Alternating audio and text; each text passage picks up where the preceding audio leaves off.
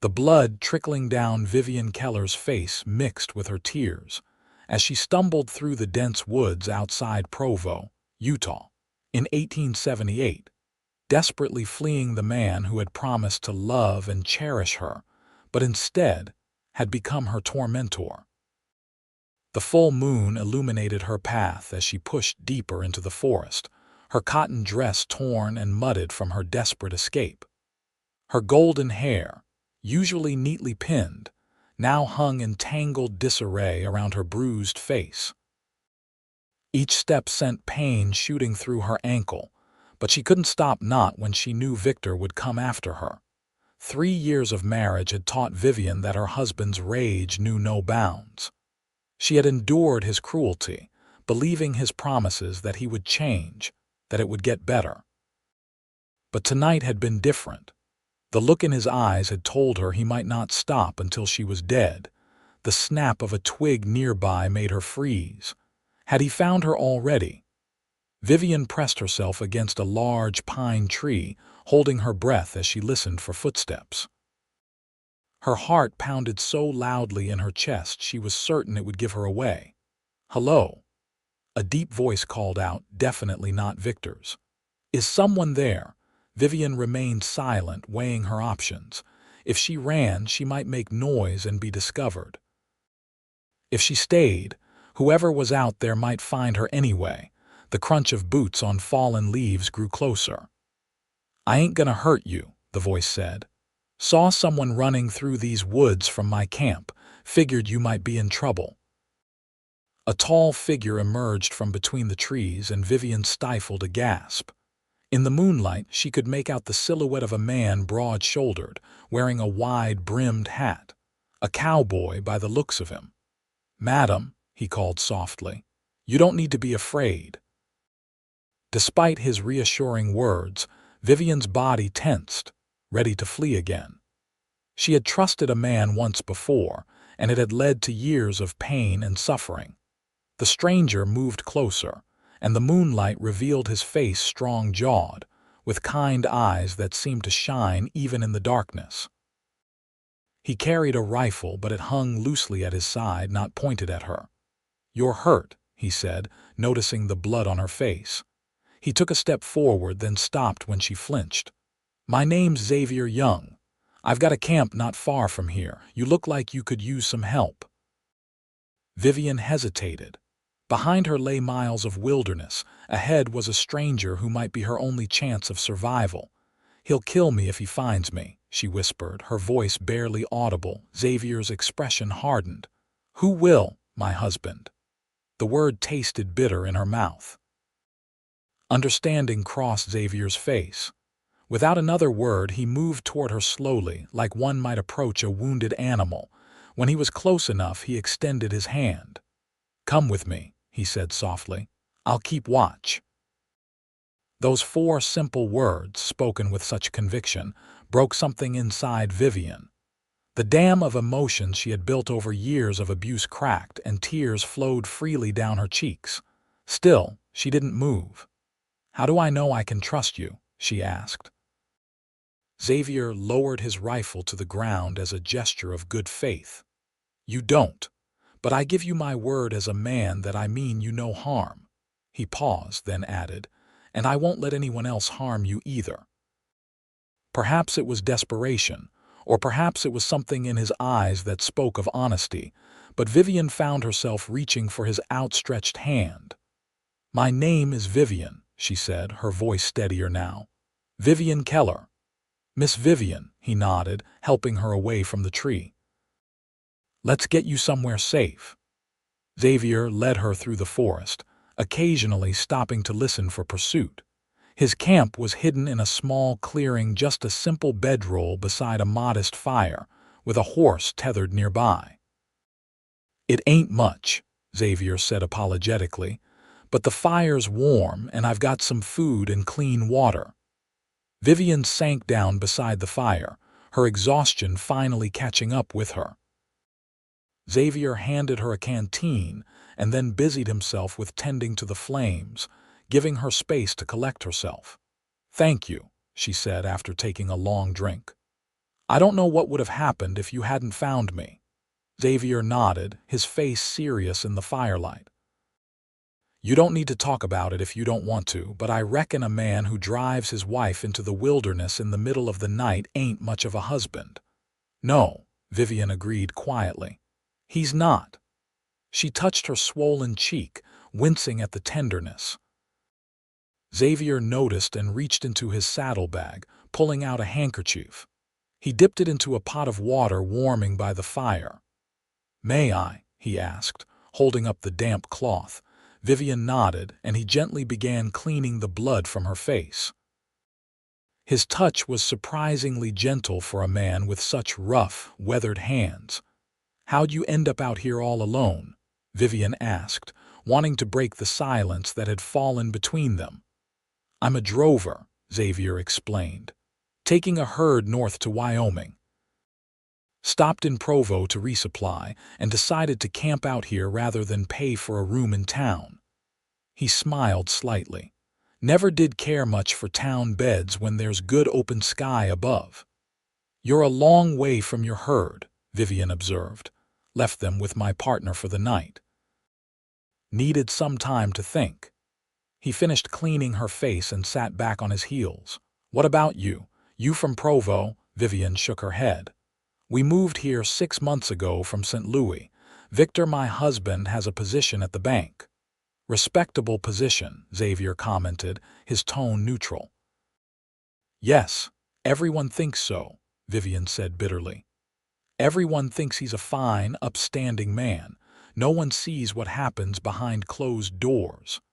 Xavier was quiet for a moment, then said, I've known men like that, wear one face for the world and another for their families.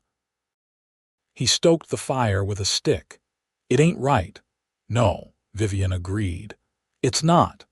They fell into silence again, the crackling of the fire the only sound between them. Vivian felt her eyelids growing heavy, the events of the night catching up with her. You should rest, Xavier said, noticing her exhaustion. I'll keep watch. Vivian hesitated. What if he comes looking for me? Xavier's expression hardened. Then I'll deal with him. He reached for his rifle and set it across his lap. Get some sleep, Miss Vivian. You're safe here. Despite her fear, Vivian believed him. There was something about Xavier Young that inspired trust. She settled onto the bedroll he offered her, wrapping herself in the blanket that smelled of horses and pine. Thank you, she whispered, already drifting toward sleep. You don't need to thank me, Xavier replied softly. Just rest now. As Vivian surrendered to exhaustion, her last conscious thought was that, for the first time in years, she felt safe. The sound of birds singing woke Vivian the following morning. For a moment, disoriented, she forgot where she was.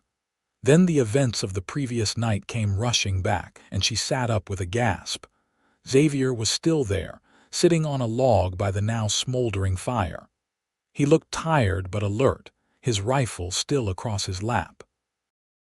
When he saw she was awake, he offered a small smile. Morning, he said. Hope you slept well.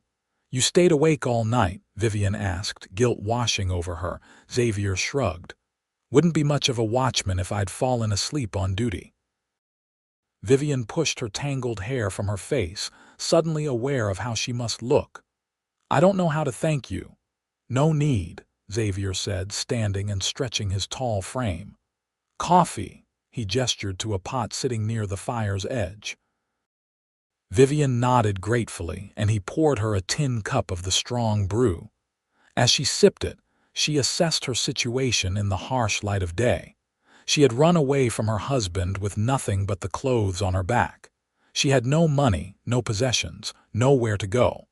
What will you do now? Xavier asked, as if reading her thoughts. Vivian stared into her coffee. I don't know, I can't go back to him. Her hand unconsciously touched her bruised cheek. But I have nowhere else to go. Xavier was quiet for a long moment, then said, I'm heading north with my herd, Wyoming territory. It's a hard journey, but...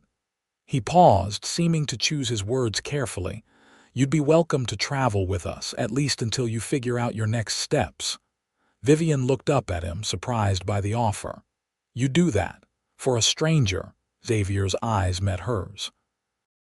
"You're not exactly a stranger anymore, Miss Vivian." She considered his offer. Going north with Xavier meant leaving everything behind: her few possessions, her identity as Mrs. Keller, the life she had known.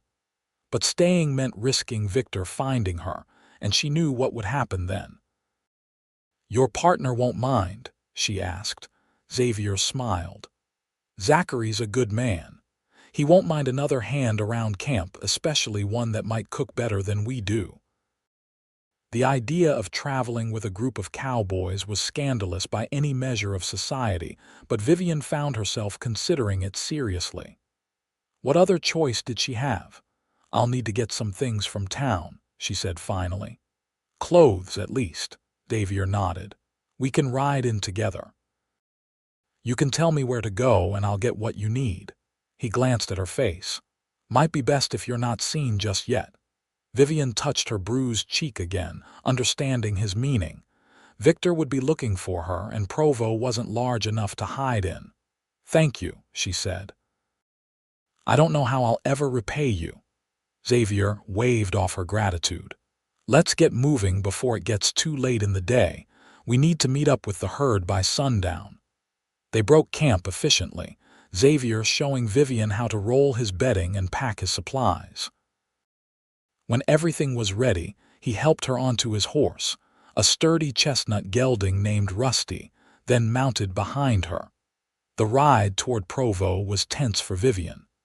Every approaching rider made her heart race with fear that it might be Victor. Xavier seemed to sense her anxiety and kept to the less traveled paths. "Where would your husband be at this time of day?" he asked as they neared the outskirts of town. "The bank," Vivian replied. "He wouldn't leave his post even to look for me. His reputation matters too much to him." Xavier nodded. "That works in our favor. Now, where can I get what you need?" Vivian directed him to a small general store owned by an elderly couple she had befriended. "Mrs. Peterson knows me. She's kind. She'll help without asking too many questions." Xavier tied Rusty to a hitching post a block from the store. "Wait here," he said. "I'll be back as quick as I can." Vivian watched him walk away, anxiety creeping back in as she was left alone. She pulled her tattered shawl closer around her face, trying to hide her bruises from passing townsfolk. True to his word, Xavier returned quickly, carrying a bundle wrapped in brown paper. "Got everything on your list," he said, securing the package to his saddlebag. "Mrs. Peterson sends her regards. Seemed to understand the situation without me saying much." Vivian felt a rush of gratitude for the old shopkeeper's discretion. "Did anyone ask about me?" Xavier's expression darkened slightly. "The sheriff was in the store when I arrived. Overheard him telling Mrs. Peterson that Mr. Keller is looking for his wife, who wandered off in a confused state last night." Vivian felt sick. "He's making it sound like I'm not right in the head."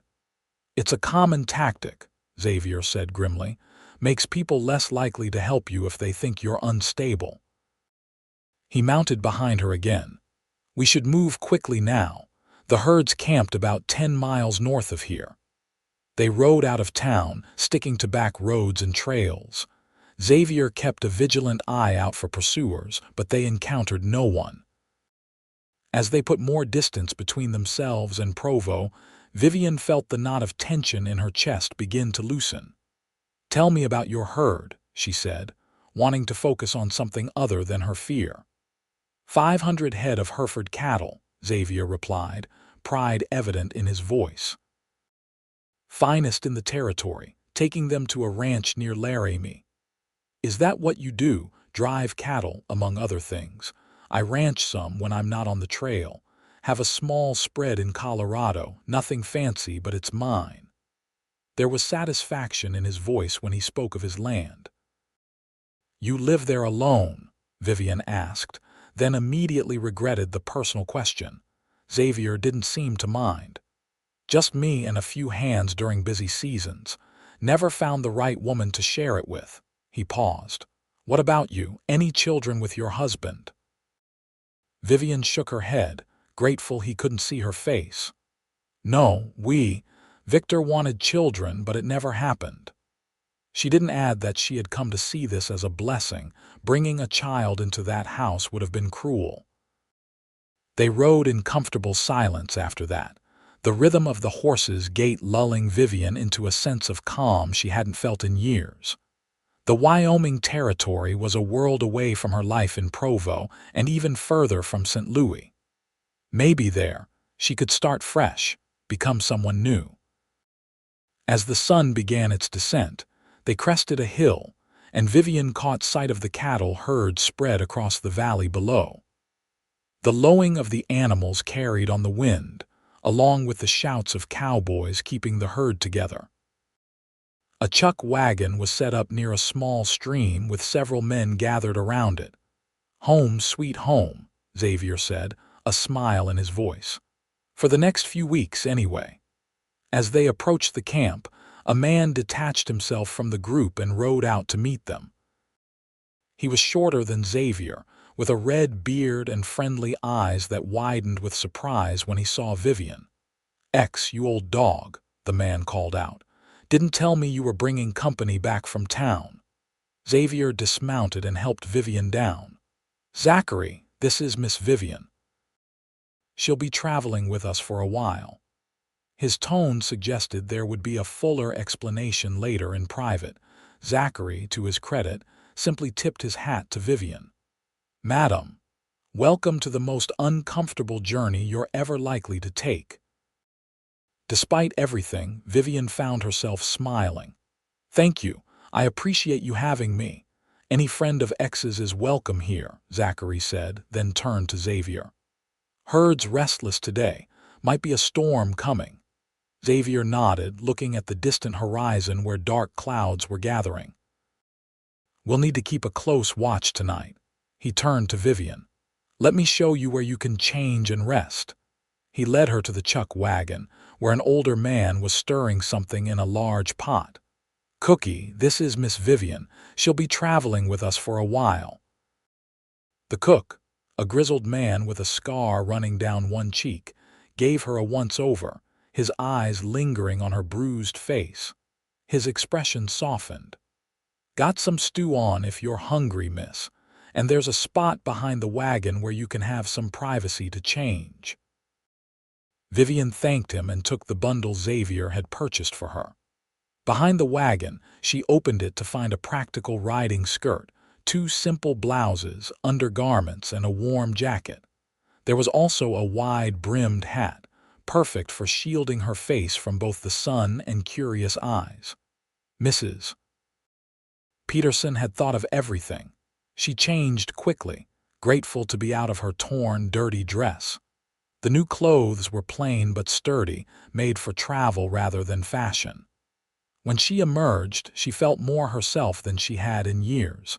Xavier was waiting for her, holding a plate of stew. "Feeling better, much," Vivian said, accepting the food gratefully. "Thank you for everything." They sat together on a log by the fire, eating in companionable silence. The other cowboys kept a respectful distance, though Vivian could feel their curious glances. It wasn't every day a woman joined a cattle drive. "They're good men," Xavier said, noticing her awareness of their attention. "But they'll keep their distance unless invited otherwise." Vivian nodded, relieved. She wasn't ready for questions or conversation beyond Xavier and perhaps Zachary. The events of the past 24 hours were still too raw. As night fell, the camp settled into routine. The cowboys took turns keeping watch over the herd, while others gathered around the fire, sharing stories and the occasional song. Xavier stayed close to Vivian, introducing her to the men as they approached but never leaving her to fend for herself. When it was time to sleep, Xavier showed her to a small tent he had set up for her. "It's not much, but it'll keep the rain off if that storm comes in." "Where will you sleep?" Vivian asked, realizing she might have taken his shelter. "Don't worry about me," Xavier said with a smile. "I've slept under the stars more nights than I can count." As if on cue, a distant rumble of thunder rolled across the plains. Xavier glanced at the sky. "Though tonight might not be the best night for it. Get some rest, Miss Vivian. We move out at first light." He started to walk away, but Vivian called after him. "Xavier." When he turned, she said simply, "Thank you for finding me in those woods." In the flickering firelight, his expression was impossible to read. "Sometimes paths cross for a reason, Miss Vivian. Good night." That night, as rain pattered against the canvas of her tent, Vivian thought about the strange turn her life had taken. 24 hours ago, she had been a banker's wife, trapped in a nightmare of abuse and fear. Now she was traveling with a herd of cattle, headed for Wyoming territory with a group of cowboys she barely knew. It should have terrified her. Instead, for the first time in years, Vivian Keller felt free. The storm that had threatened the previous evening broke fully during the night, turning the ground to mud by morning. Despite the conditions, the cattle drive prepared to move on. Vivian emerged from her tent to find the camp already bustling with activity. Xavier approached, leading a small bay mare. "Borrowed her from Zachary for you," he explained. "She's gentle, good for someone who might not have ridden much." Vivian stroked the horse's velvet nose. "I used to ride quite well, actually, before I was married." Victor had deemed horseback riding unladylike and had sold her mare shortly after their wedding. "Well then," Xavier said with a smile, "you and Daisy here should get along just fine." With his help, Vivian mounted the mare, adjusting her riding skirt for comfort. The other cowboys were already moving the herd, their shouts and whistles directing the cattle northward. "Stay close to the chuck wagon," Xavier advised. "I need to help with the herd, but I'll check on you when I can." Vivian nodded, understanding that he had responsibilities beyond looking after her. As Xavier rode off to join the other cowboys, she felt a twinge of anxiety at being left alone, but pushed it aside. These men had no reason to harm her, and she couldn't expect Xavier to be her constant protector. The day passed slowly, the cattle making ponderous progress through the muddy terrain. Vivian rode alongside the chuck wagon, occasionally helping Cookie prepare meals when they stopped for brief rests. The old cook was taciturn at first, but gradually warmed to her presence, especially when she showed she wasn't afraid of hard work. By mid-afternoon, the skies had cleared, and the spring sun beat down on them, beginning to dry the sodden earth. Xavier rode back to check on her, his hat pushed back on his head, revealing sun-darkened skin and those thoughtful eyes that seemed to see more than she wanted to reveal. "Holding up all right?" he asked. Vivian nodded. "I'm fine. The riding is coming back to me." Xavier studied her for a moment. "You're different today," he observed. "More yourself, I think." Vivian considered this. She did feel different, stronger, more certain. "Maybe I am," she agreed. "It helps to be moving forward even if I don't know where I'm going." "Sometimes the journey matters more than the destination," Xavier said, then grinned. "Or so my pa used to say, though usually he was lost when he said it." Vivian laughed, surprised by how good it felt. When was the last time she had truly laughed? Victor had never approved of such unseemly displays. "Your father sounds like a wise man," she said. "He was," Xavier replied, a shadow crossing his face. "Died when I was 18, left me the Colorado property and not much else, but he taught me everything important." "Like what?" Vivian asked, genuinely curious. Xavier thought for a moment. "How to read the land, how to treat a horse, that a man's word is his bond." He paused. "And that no man worthy of the name raises his hand to a woman or child." The last words hung between them, unaddressed but acknowledged. Xavier didn't press her for details about her marriage, and Vivian was grateful. Some wounds were still too fresh to probe. "I should get back to the herd," Xavier said finally. "We'll make camp early tonight to let the ground dry some more." As he rode away, Vivian found herself watching him longer than necessary, noting the easy way he sat his horse, the confidence in his movements. Xavier Young was nothing like Victor Keller, and the contrast was becoming more apparent with each passing hour. That evening, as promised, they made camp while the sun was still well above the horizon. The cowboys worked efficiently, settling the cattle and establishing the night's watch rotation.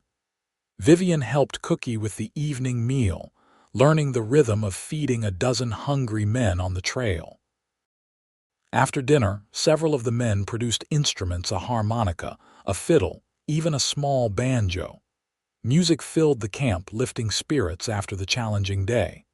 Zachary approached Vivian, extending his hand. "Care to dance, Miss Vivian? Promise I won't step on your toes. Too much." Vivian hesitated, glancing at Xavier, who was watching from across the fire. He gave her an encouraging nod. "Thank you, Mr. Zachary," she said, taking his hand. "I'd be delighted." They danced a simple two-step to a lively tune, Zachary keeping a respectful distance while still guiding her smoothly.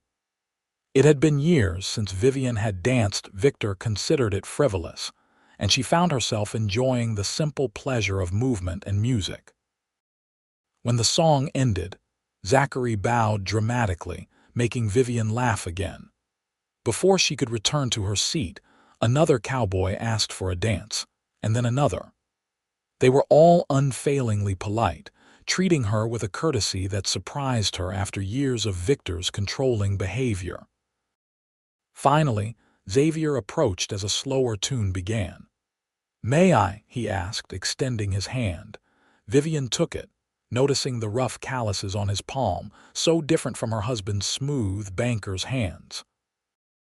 Xavier drew her into the dance, keeping a proper distance between them, yet somehow the dance felt more intimate than those with the other cowboys.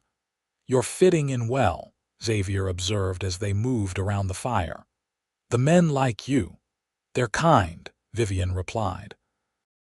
"I wasn't sure what to expect, traveling with a group of cowboys." Xavier smiled. "Cowboys get a bad reputation, but most are just hard-working men trying to make their way." He twirled her gently. "Besides, a lady's presence tends to improve manners considerably." The music ended, and they stopped dancing, though neither immediately stepped away. For a moment, something unspoken passed between them, a recognition, perhaps, of the unusual circumstances that had brought them together. Then Xavier stepped back, releasing her hand. "Thank you for the dance, Miss Vivian." Before she could respond, a shout came from the perimeter of the camp. "Riders coming in." The festive atmosphere vanished instantly. Xavier's hand went to his pistol as he moved protectively closer to Vivian. "Get to your tent," he said quietly. "Stay there until I come for you." Heart racing, Vivian hurried to her small tent, fear gripping her. Had Victor found her already? She peered through a small opening in the canvas, watching as 3 riders approached the camp. The newcomers stopped at the edge of the firelight, hands visible to show they meant no harm. They weren't lawmen by their dress, just travelers. Vivian felt her panic subside slightly. She watched as Xavier and Zachary conversed with the strangers, their postures gradually relaxing. After several minutes, the visitors were invited to dismount and join the camp for coffee. Despite Xavier's instructions, Vivian's curiosity got the better of her. She emerged from the tent and made her way cautiously toward the fire. Xavier spotted her immediately, his expression a mixture of concern and resignation. "Miss Vivian, these gentlemen are heading to California. Just stopped for some company and news of the trail ahead." The 3 strangers tipped their hats to her, surprise evident on their faces at finding a woman in the cow camp. "Madam," the eldest of them greeted her. Didn't mean to alarm the camp.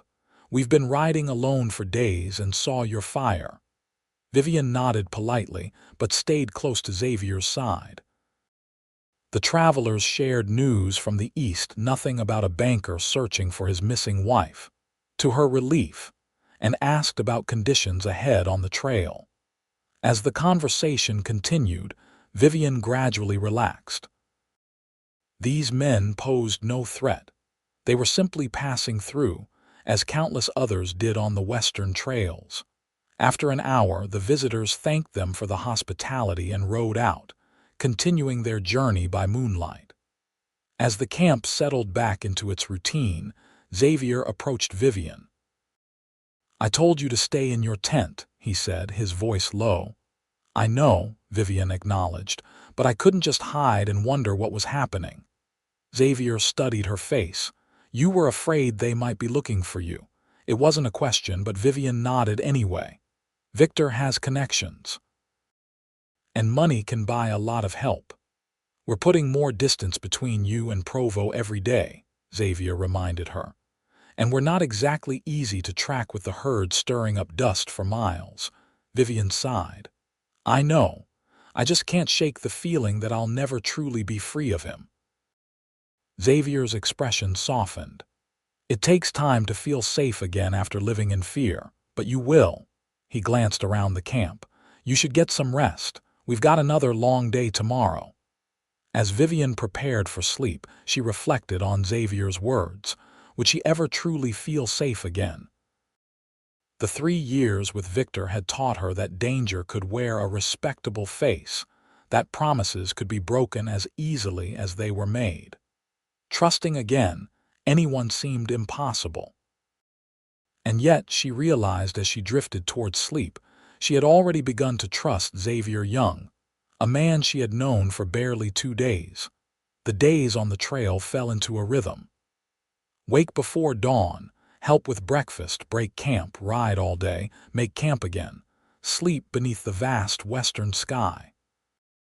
Vivian's hands grew calloused, her skin tanned by the relentless sun despite the hat Xavier had bought her. She learned the ways of the trail, how to read the weather, how to handle her mare in difficult terrain, how to help with the 1,000 tasks that kept the cattle drive moving northward. The cowboys, initially awkward around her, gradually accepted her presence. She wasn't a burden, as some might have expected, but pulled her weight in camp, helping Cookie with meals and taking on whatever tasks she could manage. A week into the journey, they made camp near a small stream that cut through the arid landscape.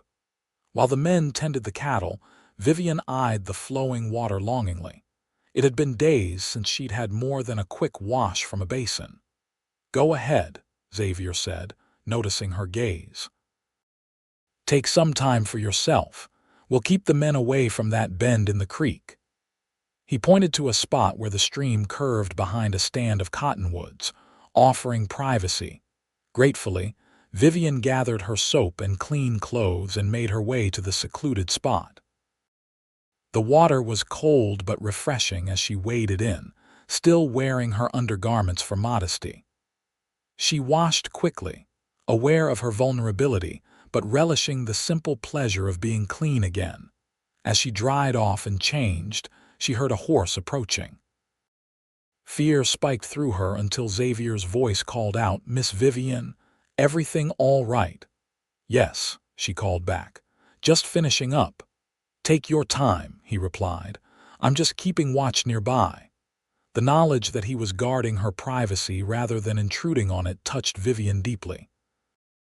Such respect had been rare in her life with Victor, who had considered her body his property to examine or use as he pleased. When she returned to camp, hair still damp but feeling renewed, Xavier was waiting with a cup of hot coffee. "Feel better?" he asked. "Much," she replied, accepting the drink. "Thank you for standing guard." Xavier shrugged as if it was nothing worth mentioning. "Figured you deserved some peace and privacy." They sat together by the fire, watching as the sun began its descent, painting the western sky in shades of orange and pink. The other cowboys were occupied with the herd or their own tasks, leaving them in a rare moment of solitude. "Can I ask you something?" Vivian said after a while. "If it's not too personal," Xavier nodded. "Ask away. You mentioned your father, but not your mother. Is she?" "She died when I was young," Xavier said, his voice soft with old grief. "Fever took her. I barely remember her, just fragments her singing, the smell of her hair when she held me." He stared into the fire. Pa never remarried, said he couldn't replace her. Vivian felt a pang of sympathy. "I'm sorry, it must have been hard growing up without her." "Pa did his best," Xavier said. "And the land was a good teacher too." He turned to her. "What about you, your family?" Vivian sighed. "My father was a merchant in St. Louis, died 5 years ago. My mother followed a year later. Grief, the doctor said, though I think it was more that she didn't know how to live without him." She traced the rim of her cup with one finger. "They loved each other very much." "And they arranged your marriage to Keller?" Xavier asked, a hint of judgment in his tone. "No," Vivian shook her head. "I met Victor after they died. I was alone managing my father's shop and he seemed kind, stable." She gave a bitter laugh. "He courted me properly, was the perfect gentleman." "It wasn't until after the wedding that I saw who he really was." Xavier's jaw tightened.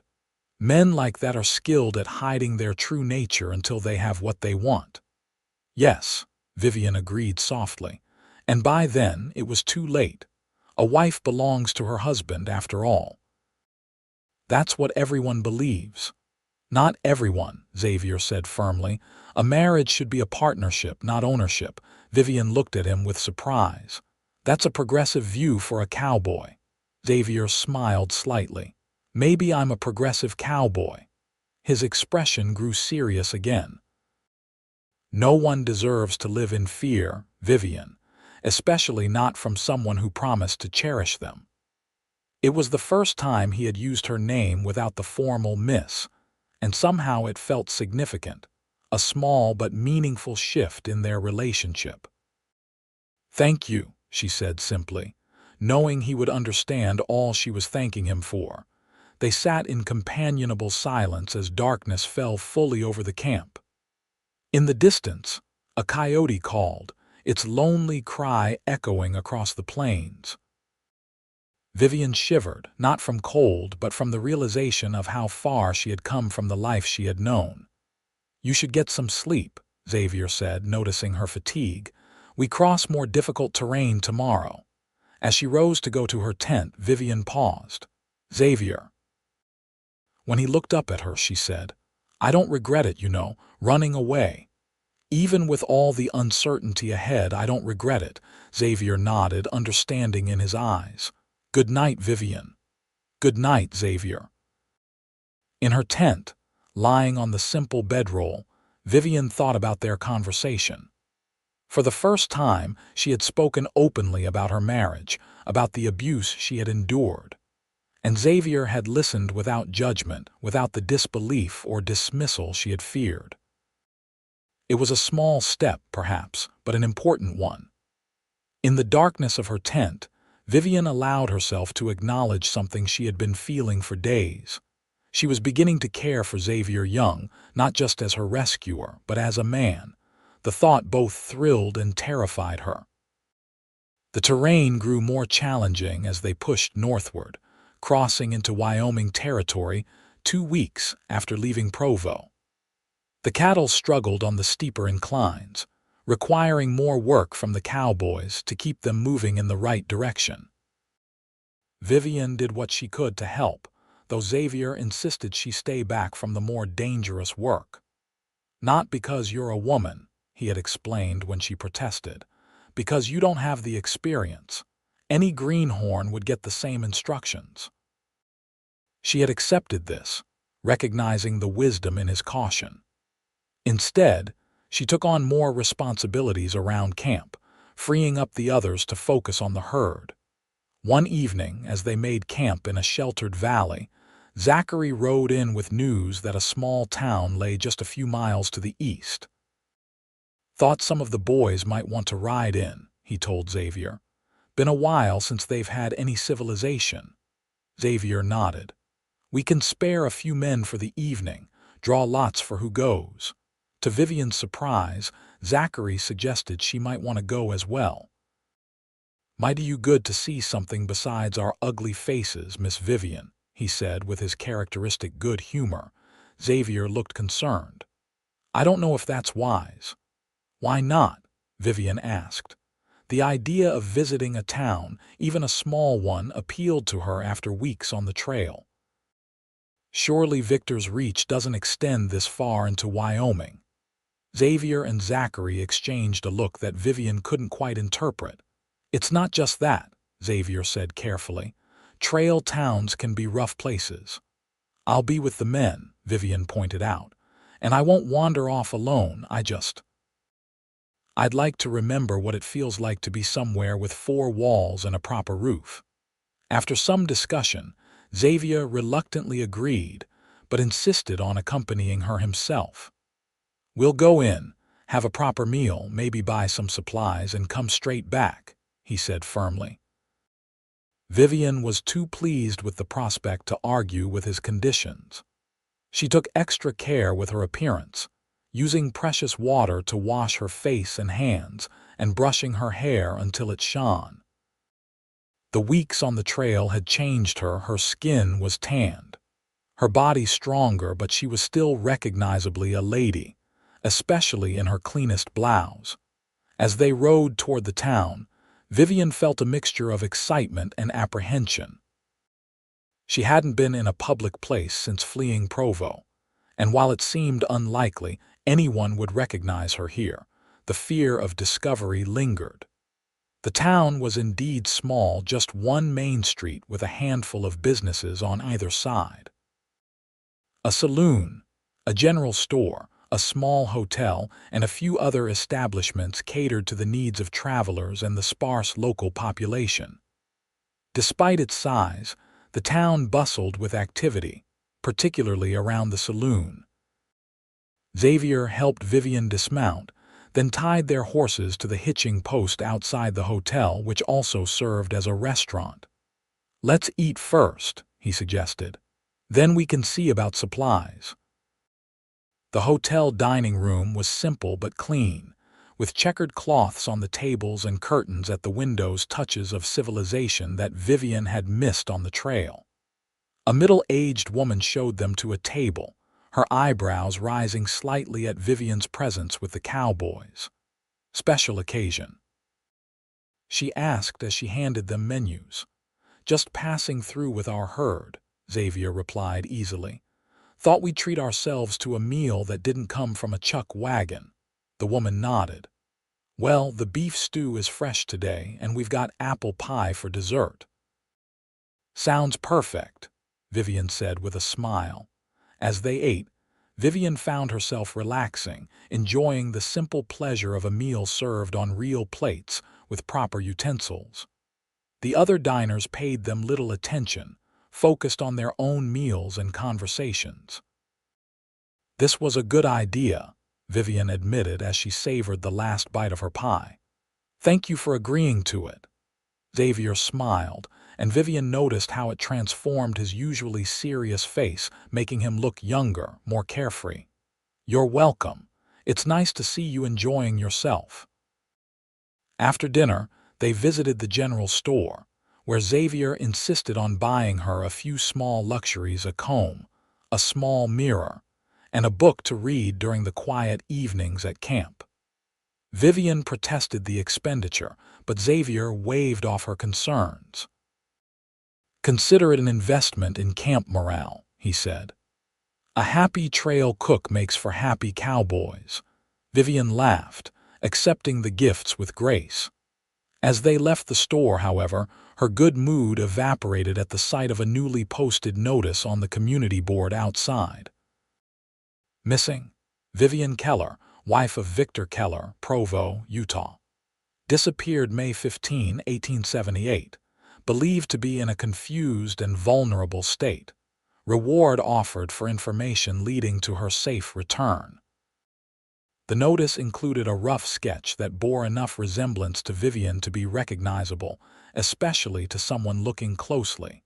Vivian felt the blood drain from her face. Xavier, noticing her reaction, followed her gaze to the poster. His expression hardened. "Let's go," he said quietly, taking her elbow and guiding her quickly toward their horses. "He's looking for me," Vivian whispered, her heart pounding. "All this way." "We don't know how far these notices have been posted," Xavier said, helping her mount quickly, "but we should get back to camp." They rode in silence, Vivian fighting back tears of fear and frustration. She had begun to believe she was free, that Victor would eventually give up and move on. The notice was a harsh reminder that he considered her his property, something to be retrieved regardless of her wishes. When they returned to camp, Xavier pulled her aside, away from the curious eyes of the other cowboys. "Listen to me," he said, his voice low but intense. "That notice changes nothing. He doesn't know where you are and will be in Laramie in less than a week. From there, you can decide where to go next." "And if there are notices in Laramie too?" Vivian asked, unable to keep the despair from her voice. "Then we'll figure something out," Xavier promised. "You're not alone in this, Vivian." She looked up at him, seeing the determination in his eyes. "Why are you helping me like this? You barely know me." Xavier was silent for a long moment, then said simply, "Because it's the right thing to do." But there was something in his gaze that suggested there might be more to it than that, something he wasn't yet ready to put into words. That night, sleep eluded Vivian. The discovery of the notice had shaken her more than she wanted to admit. She lay in her tent, listening to the sounds of the night and the occasional movements of the cowboys on watch. When she finally drifted into an uneasy slumber, her dreams were filled with Victor's face, his eyes cold as he reached for her, telling her she belonged to him forever. She woke with a start, a cry on her lips, to find Xavier kneeling outside her tent. "Vivian, are you all right?" His voice was thick with concern. "Just a nightmare," she said, her voice shaky. "I'm sorry if I disturbed you." "You didn't," he assured her. "I was on watch." He hesitated, then asked, "Can I get you anything? Water?" "No, thank you," Vivian said, trying to calm her racing heart. "I'll be fine." Xavier didn't move. "Would you? Would you like to sit by the fire for a while? Sometimes that helps after bad dreams." The invitation was simple, but the kindness behind it moved Vivian deeply. "Yes," she said. "I think I would." She wrapped a blanket around her shoulders and joined Xavier by the small fire he had built away from the sleeping cowboys. The night was cool, the stars brilliant overhead in a way they never were in the city. "Want to talk about it?" Xavier asked as he handed her a cup of coffee. Vivian shook her head. "Not really, it was just him, Victor." Xavier nodded, understanding without needing details. "He can't hurt you now, can't he?" Vivian stared into the fire. "Those notices, if someone recognizes me, if they send word to him." "Then we'll deal with it," Xavier said firmly. "He may be looking for you, but he won't find you easily, and if he does—" He left the sentence unfinished, but his hand moved unconsciously to the pistol at his hip. "I don't want you risking yourself for me," Vivian said quietly. Xavier's eyes met hers across the fire. "Some things are worth the risk." There it was again, that unspoken something between them, growing stronger with each passing day. Vivian felt it like a physical presence, this connection that had formed so quickly yet felt so profound. "Tell me about your ranch in Colorado," she said, wanting to shift the conversation to something less intense, less fraught with emotion. Xavier seemed to understand her need for distraction. "It's not much compared to some spreads," he began. "About 200 acres in a valley with a year-round creek running through it. Good grazing land, some timber on the slopes. The house is small, just 2 bedrooms, a kitchen, and a sitting room, but solid. My pa built it with his own hands." As he described the property, Vivian could picture it. The modest house nestled against the mountains, herds of cattle grazing in green pastures, the creek sparkling in the sunlight. It sounded peaceful, secluded, safe. "It sounds wonderful," she said sincerely. "It is," Xavier agreed. "Lonely sometimes, but it's home." He poked at the fire with a stick. "What about you? What kind of place would you want to call home if you could choose freely?" The question caught Vivian by surprise. She had been so focused on escaping Victor that she hadn't given much thought to what came after. "I don't know," she admitted. "Somewhere quiet, I think, where I could have a garden and books." She smiled slightly. "And where no one would tell me what I can or cannot do." "Sounds reasonable enough," Xavier said with a smile of his own. They talked for hours, the conversation flowing easily between them as the night deepened. Vivian learned more about Xavier's life, his years working cattle drives, his dreams for his ranch, the time he had spent in California during the gold rush before returning to Colorado. In turn, she shared stories of her childhood in St. Louis, her father's business, her love of literature and art. It was the most open, honest conversation Vivian had had in years. With Victor, she had learned to guard her words carefully, to express only what he wanted to hear. With Xavier, she found herself speaking freely, without fear of judgment or reprisal. As the eastern sky began to lighten, hinting at the approaching dawn, Xavier reluctantly stood. "We should try to get a little more sleep before the day starts," he said. "Thank you for keeping me company during watch." "Thank you for listening," Vivian replied. "It helped more than the coffee." Xavier's expression softened. "Anytime, Vivian, I mean that." As they walked back toward the camp, their hands brushed accidentally. Vivian felt a jolt at the contact, a warmth that had nothing to do with the coffee or the fire.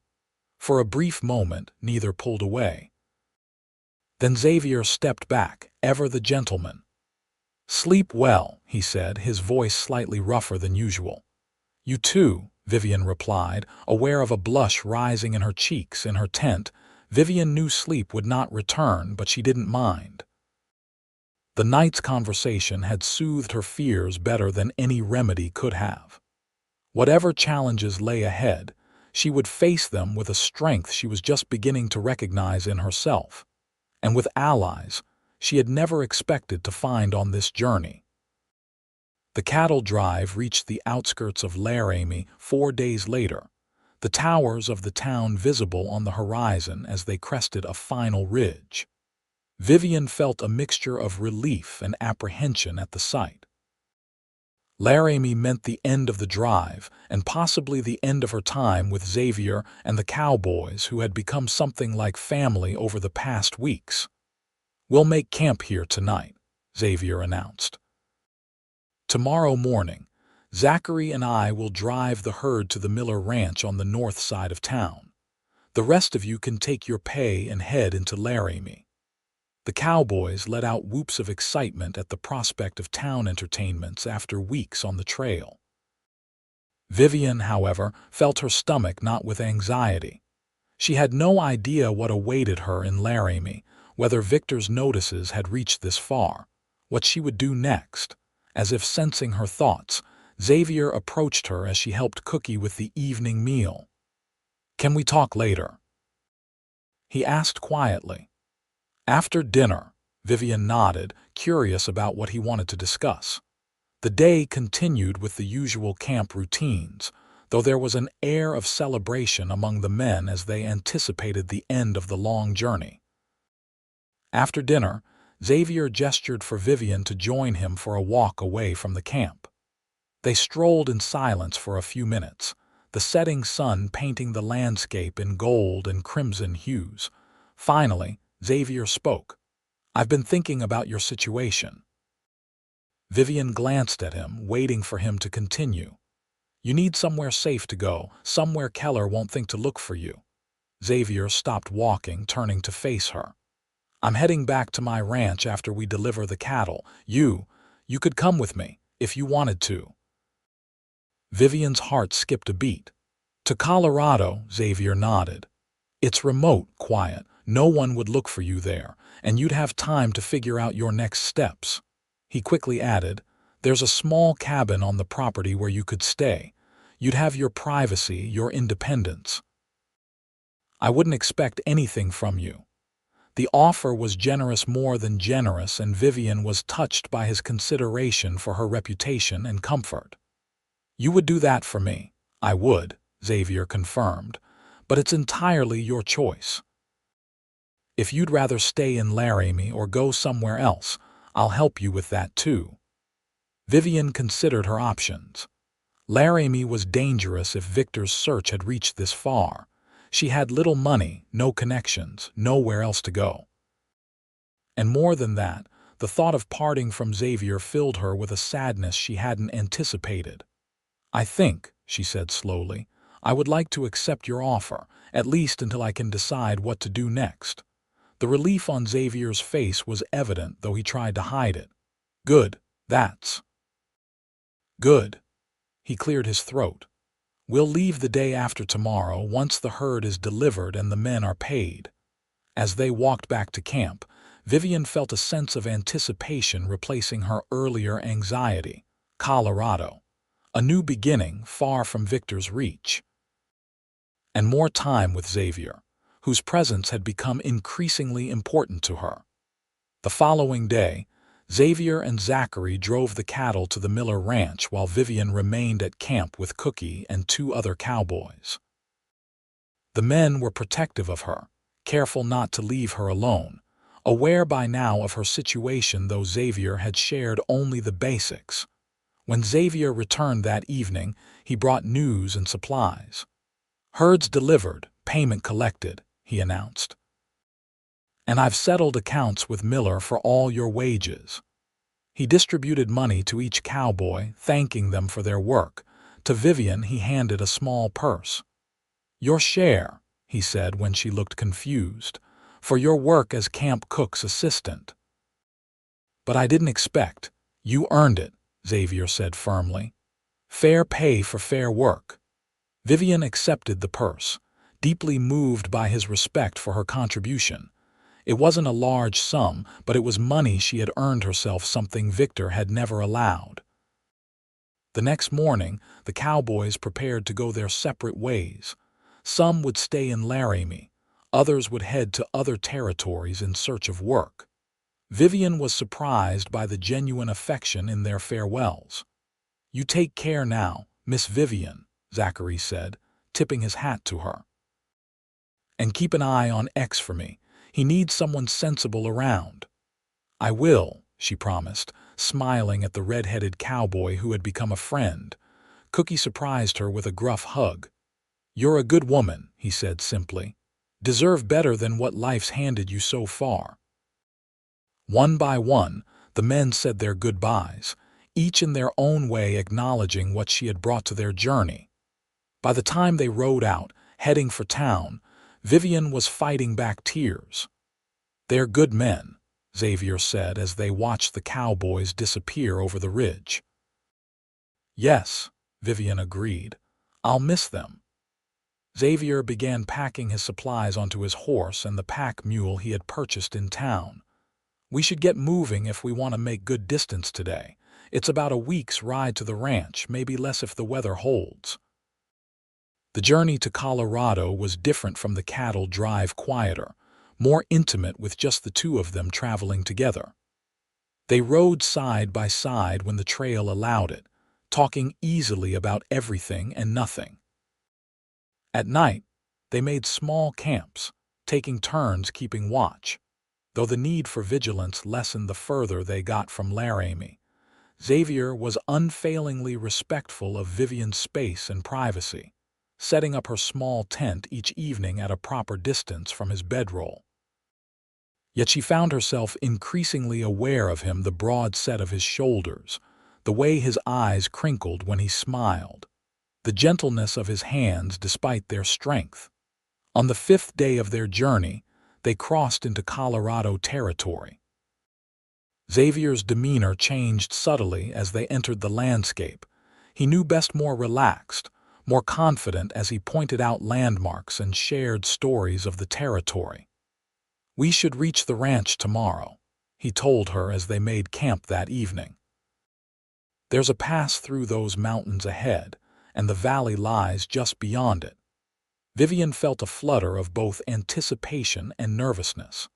Tomorrow would begin the next chapter of her journey living at Xavier's ranch, finding her footing in this new life she had chosen.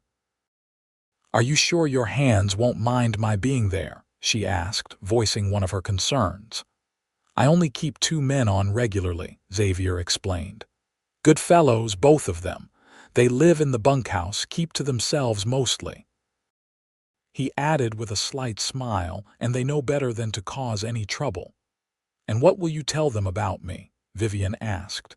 Xavier considered this. "The truth, or as much of it as they need to know, that you're a friend who needs a safe place to stay for a while." He met her eyes. "No one on my ranch will pry into your business, Vivian. You have my word on that." The sincerity in his voice reassured her. In the weeks she had known him, Xavier Young had never given her reason to doubt his word. That night, as Vivian lay in her tent listening to the sounds of the Colorado wilderness, she found herself thinking about the future not with fear, but with cautious hope. For the first time since fleeing Provo, she allowed herself to imagine a life beyond survival, beyond running. A life where she might find happiness again. And increasingly, her vision of that life included the quiet cowboy sleeping just yards away, whose steady presence had become her anchor in the storm.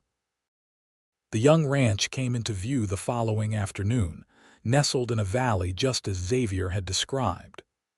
A modest house stood on a small rise, surrounded by outbuildings, a barn, a bunkhouse, storage sheds.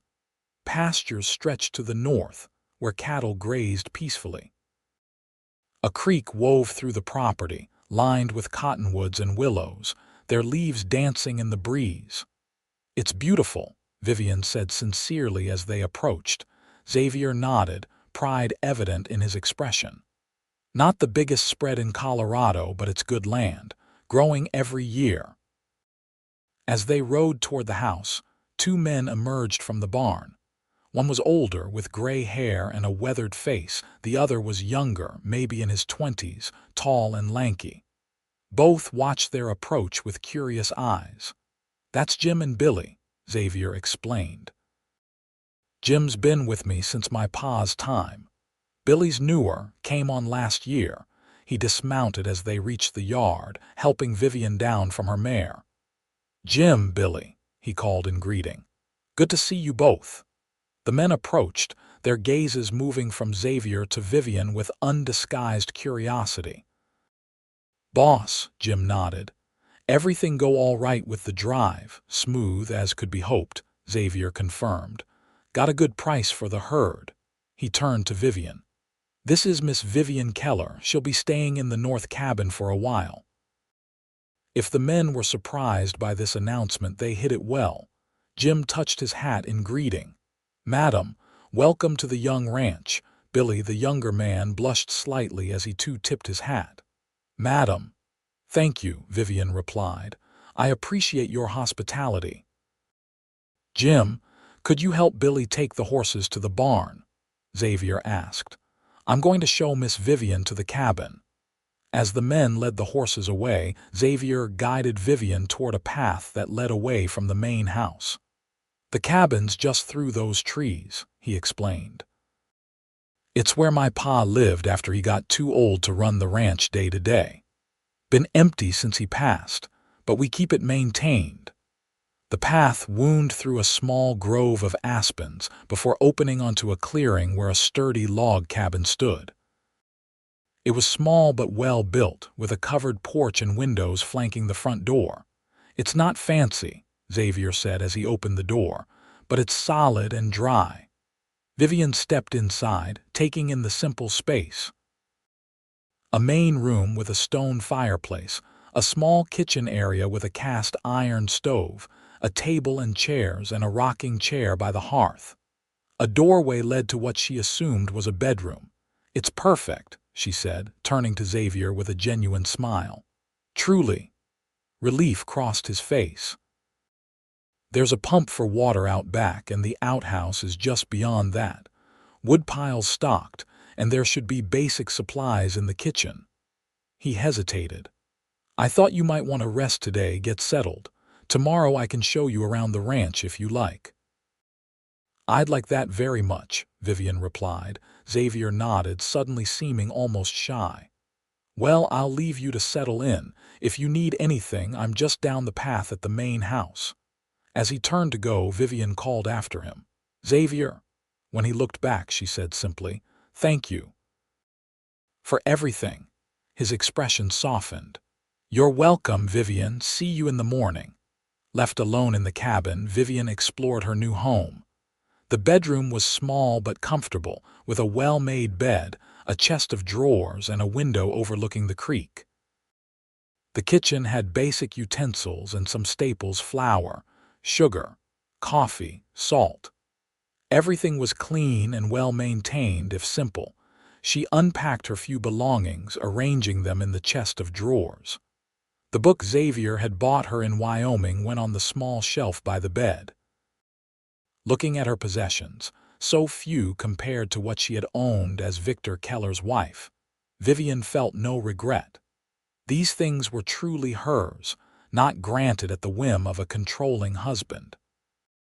That evening, as she sat in the rocking chair watching the sunset through the cabin window, Vivian felt a peace she had not known in years. The cabin was quiet, but not lonely. Outside, she could hear the distant lowing of cattle, the rustle of leaves in the evening breeze. Nature's sounds, not the raised voice of an angry man. For the first time since fleeing into the woods outside Provo, Vivian allowed herself to believe that she might truly be free. The following weeks established a rhythm to Vivian's new life at the young ranch. Each morning, she woke with the sun, prepared a simple breakfast, and then often walked to the main house, where Xavier would be planning the day's work with Jim and Billy. Despite Xavier's assurances that she was a guest, not a worker, Vivian insisted on contributing to the ranch's operation. She took over the cooking for all four of them, prepared supplies for when the men were working far from the house, and gradually took on management of the household aspects of the ranch: inventory, accounts, correspondence tasks Xavier had always found tedious. "You have a better head for numbers than I do," he admitted one evening as she organized the ranch's account books at the kitchen table. "Pa always said I was better with cattle than columns." Vivian smiled, enjoying the praise. "I helped my father with his business from the time I was 16, she explained. "He believed a woman should understand finance as well as any man." "Wise man, your father," Xavier commented, watching her work with undisguised admiration. As June turned to July, and July to August, Vivian found herself increasingly at home on the ranch. The isolation that might have bothered another woman suited her perfectly after years of Victor's controlling presence. The space and freedom were luxuries beyond price. She began to put her own touches on the cabin: wildflowers in jars on the table, a quilt she had purchased on a rare trip into the nearest town draped over the rocking chair. She started a small garden behind the cabin, planting vegetables and herbs that thrived in the Colorado soil. Xavier was a constant but unobtrusive presence. He checked on her daily, invited her to dinner at the main house, brought her books he thought she might enjoy from his modest library. They spent many evenings together on the porch of either the cabin or the main house, talking as the stars emerged above the valley. Through these conversations, they continued to learn about each other. Vivian shared more about her life before Victor, her education, her friends in St. Louis, her dreams of perhaps becoming a teacher before marriage had intervened. Xavier told her about his travels before settling permanently on the ranch, his hopes of expanding the property, the challenges of ranching in the sometimes harsh Colorado climate. What remained unspoken between them was the growing attraction that both clearly felt. Xavier was unfailingly proper, never presuming, never pushing beyond the boundaries of friendship. But Vivian caught the way his gaze lingered on her sometimes, saw the smile that seemed reserved only for her. For her part, Vivian found herself thinking of Xavier at odd moments throughout the day, wondering what he would think of a passage in her book, looking forward to sharing something she had seen on her walk, simply anticipating his company each evening. It was a slow, gentle awakening of feelings she had thought Victor had destroyed forever: trust, affection, desire. Yet fear still held her back from acknowledging these feelings aloud. She was, after all, still legally married to Victor Keller. And the shadows of that marriage, the pain, the fear, the self-doubt had not fully receded. One evening in late August, as summer began its transition to fall, Xavier invited Vivian to ride with him to a part of the ranch she had not yet seen. "There's a place up in the higher pastures I think you might like," he said. "The view of the valley is something special, especially this time of year." They rode out after the day's work was done, when the late afternoon sun bathed the landscape in golden light. Xavier led the way up a winding trail through stands of aspen, already beginning to hint at their autumn brilliance. The place turned out to be a natural overlook, a flat rock outcropping that jutted from the hillside, offering a panoramic view of the entire valley. The ranch buildings looked like toys from this height, the creek a silver ribbon winding through green pastures. "Oh, Xavier," Vivian breathed as they dismounted. "It's magnificent." Xavier smiled, pleased by her reaction. "My pa used to bring me up here when I was a boy. Said a man needs to step back sometimes, see the bigger picture." They sat on the edge of the outcropping, legs dangling, watching as the sun began its descent toward the western mountains. The air was crisp, carrying the first hints of autumn. "I've never thanked you properly," Vivian said after a comfortable silence. "Not just for taking me in, but for seeing me as a person, not a possession." Xavier looked at her, his expression serious. "You don't need to thank me for treating you with the respect you deserve, Vivian." "But many wouldn't," she pointed out. "To most men, a married woman fleeing her husband would be someone to avoid, not help."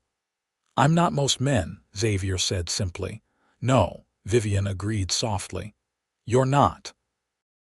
Their eyes met, and in that moment, the unspoken attraction between them seemed to crystallize into something tangible, something neither could deny any longer.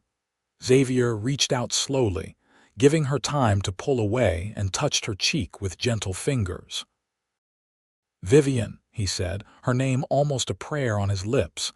She leaned into his touch, her heart racing. "Yes. I've tried to keep my distance, to be respectful of all you've been through," he said, his voice rough with emotion. "But I need you to know, I've come to care for you deeply." Vivian's breath caught. Though she had sensed his feelings, hearing them spoken aloud was different, frightening and exhilarating at once. "I care for you too, Xavier," she whispered, her voice barely audible above the rustling of leaves. "But I'm still married. In the eyes of the law, at least." Xavier's expression darkened momentarily. "A marriage is more than a legal document," he said. "It's a bond of trust, respect, love. Keller broke that bond when he raised his hand to you." "Even so," Vivian said, "I don't know if I'm ready for whatever this might become." Xavier nodded, understanding in his eyes. "I'm not asking for anything you're not ready to give, Vivian. I just needed you to know how I feel. The rest we can figure out with time." He started to withdraw his hand from her cheek, but Vivian caught it, holding it in place. "That doesn't mean I don't want this," she said. "It just means I need to be sure of myself most of all." Xavier's smile returned, warming his eyes. "Take all the time you need, I'm not going anywhere." As the sun set behind the mountains, casting long shadows across the valley, they sat together on the overlook, hands intertwined, not speaking but communicating nonetheless. Something had shifted between them. A door opened that could not be closed again. Vivian felt both terrified and liberated by this new development. The scars of her marriage to Victor ran deep, making trust difficult. Yet she could no longer deny that what she felt for Xavier was real and growing stronger each day.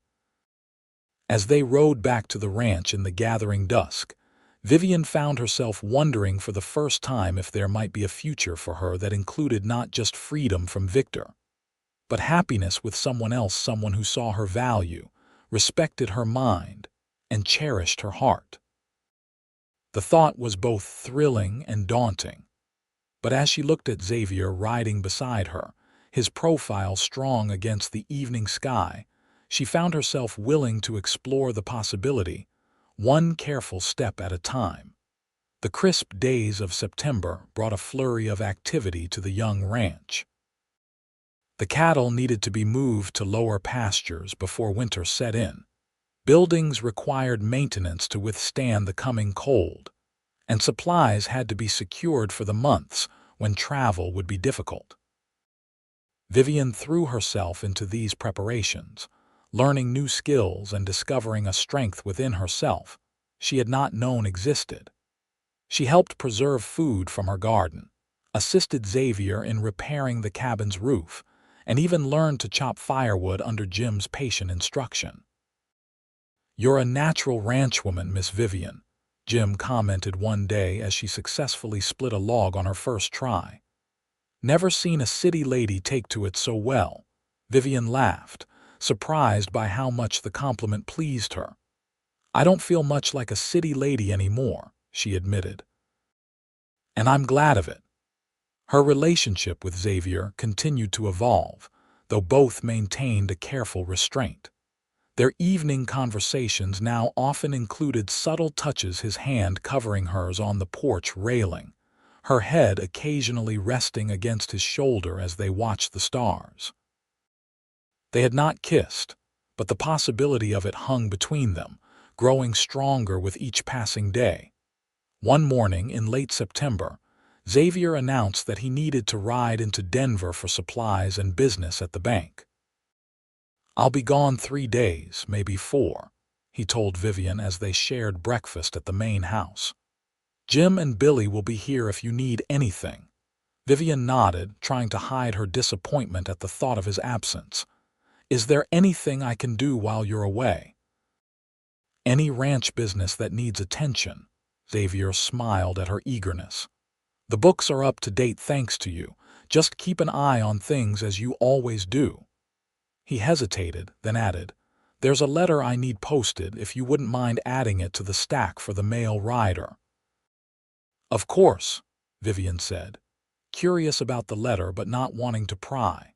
After breakfast, Xavier prepared for his journey while Vivian returned to the cabin to gather eggs from the small chicken coop she now maintained. When she came back to the main house, Xavier was saddling his horse with Jim and Billy helping load supplies for the trip. "Be careful," Vivian said as she walked him to his horse. "The weather's changing quickly." "I will," Xavier promised. He looked at her for a long moment, then reached into his pocket. "I almost forgot, the letter for posting." He handed her an envelope. As Vivian took it, she noticed it was addressed to a law firm in Salt Lake City. Despite herself, she raised a questioning eyebrow. Xavier saw her expression and sighed. "I've been making inquiries," he admitted. About the possibility of ending a marriage in cases of." He trailed off, but his meaning was clear. Vivian felt her heart skip. "You've been looking into divorce on my behalf." Xavier nodded, looking slightly uncomfortable. "I hope you don't mind, I just thought. You should know your options, if you ever wanted to be truly free of him." Tears pricked Vivian's eyes. No one had ever taken such steps to help her, to give her choices rather than making them for her. "Thank you," she said, her voice thick with emotion. "That means more than I can express." Xavier's expression softened. He glanced toward Jim and Billy, who were discreetly occupied with their tasks, then back to Vivian. Slowly, he reached out and touched her cheek, a gesture that had become familiar and precious to her. "I want you to be happy, Vivian," he said quietly. "Whatever that means for you." Before she could respond, he mounted his horse. "I'll be back as soon as I can," he promised. "Stay safe." Vivian watched him ride away, the letter clutched in her hand, her mind and heart racing with possibilities she had not dared consider before. The first 2 days of Xavier's absence passed uneventfully. Vivian kept busy with her usual tasks, spent time with her growing flock of chickens, and even accompanied Jim on a ride to check fences in the north pasture. On the 3rd day, dark clouds rolled in from the mountains, bringing an early snow that blanketed the valley in white. Vivian watched from the cabin window, worry creeping into her thoughts. Xavier should have been on his way back from Denver by now. Would the snow delay him? That evening, as she prepared a simple dinner, a knock at the cabin door startled her. Expecting Jim or Billy with news, she opened it without hesitation. The sight that greeted her turned her blood to ice. Victor Keller stood on her porch, snow dusting his expensive coat, his cold eyes taking in her appearance with a mixture of anger and satisfaction. "Hello, wife," he said, the familiar sneer in his voice. "How kind of you to finally stop running." Vivian's hand gripped the door, ready to slam it shut, but Victor was faster.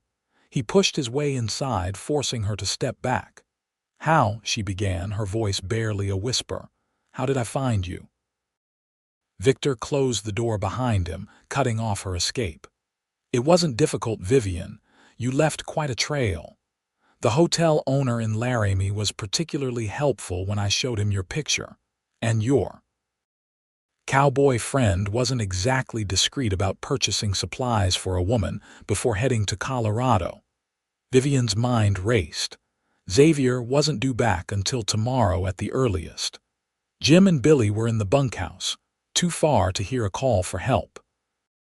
She was alone with the man she had fled months ago, the man whose cruelty had driven her into the woods that fateful night. "What do you want, Victor?" she asked, trying to keep her voice steady. He laughed, the sound chilling. "What do I want? I want my wife to return home where she belongs. I want an end to this embarrassing escapade. Do you have any idea how it looks, Vivian? Having my wife run off like a common trollop." "I'm not going back with you," Vivian said, her fear giving way to determination. She was not the same frightened woman who had fled Provo. "Not ever." Victor's expression hardened. "You don't have a choice. You're my wife, my property." "I belong to no one but myself," Vivian replied, lifting her chin. Victor moved suddenly, grabbing her arm with bruising force. "You've forgotten your place," he hissed. "But I'll remind you." He raised his other hand, and Vivian braced for the blow she had felt so many times before. But it never came. The door burst open, and Xavier stood there, snow-covered and grim, his pistol aimed directly at Victor. "Let her go," he said, his voice deadly calm. "Now." Victor froze, his grip on Vivian's arm slackening just enough for her to pull free and move away from him. "This doesn't concern you, Cowboy," Victor said, his composure quickly returning. "This is between me and my wife." "I made it my concern the night I found her running for her life," Xavier replied, not lowering his weapon. "Now, you're going to turn around and leave my property, or I'm going to put a bullet in you. Your choice." Victor's eyes narrowed, assessing the man before him. Whatever he saw in Xavier's expression must have convinced him of the seriousness of the threat, because he took a step back. "This isn't over," he said, looking at Vivian. "A wife cannot simply leave her husband. The law is on my side." "The law may not protect women as it should," Xavier agreed coldly, but it does recognize a man's right to defend his home and the people in it. Now go. For a tense moment, Vivian thought Victor might refuse. Then, with a last venomous glare at her, he stalked out the door. Xavier backed out after him, keeping the pistol trained on Victor until he mounted his horse and rode away. Only when Victor was out of sight did Xavier holster his weapon and turn to Vivian. "Are you hurt?" he asked, crossing to her in 2 strides. Vivian shook her head, though her arm throbbed where Victor had gripped it. "I'm all right," she said, her voice steadier than she felt. "How did you know? I thought you weren't due back until tomorrow." "Finished my business early and rode straight through when I saw the storm coming," Xavier explained. "Passed a stranger on the road near the ranch. Something didn't sit right about him." His expression darkened.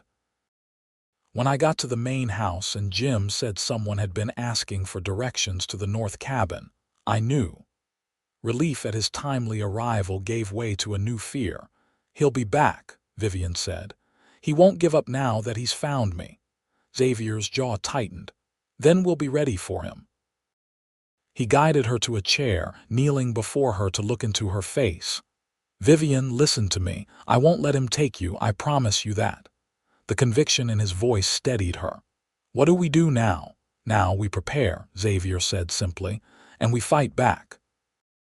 That night, Xavier refused to return to the main house, insisting on sleeping on the cabin's small sofa to ensure Vivian's safety. Before settling in, he had explained the situation to Jim and Billy, who immediately offered their support.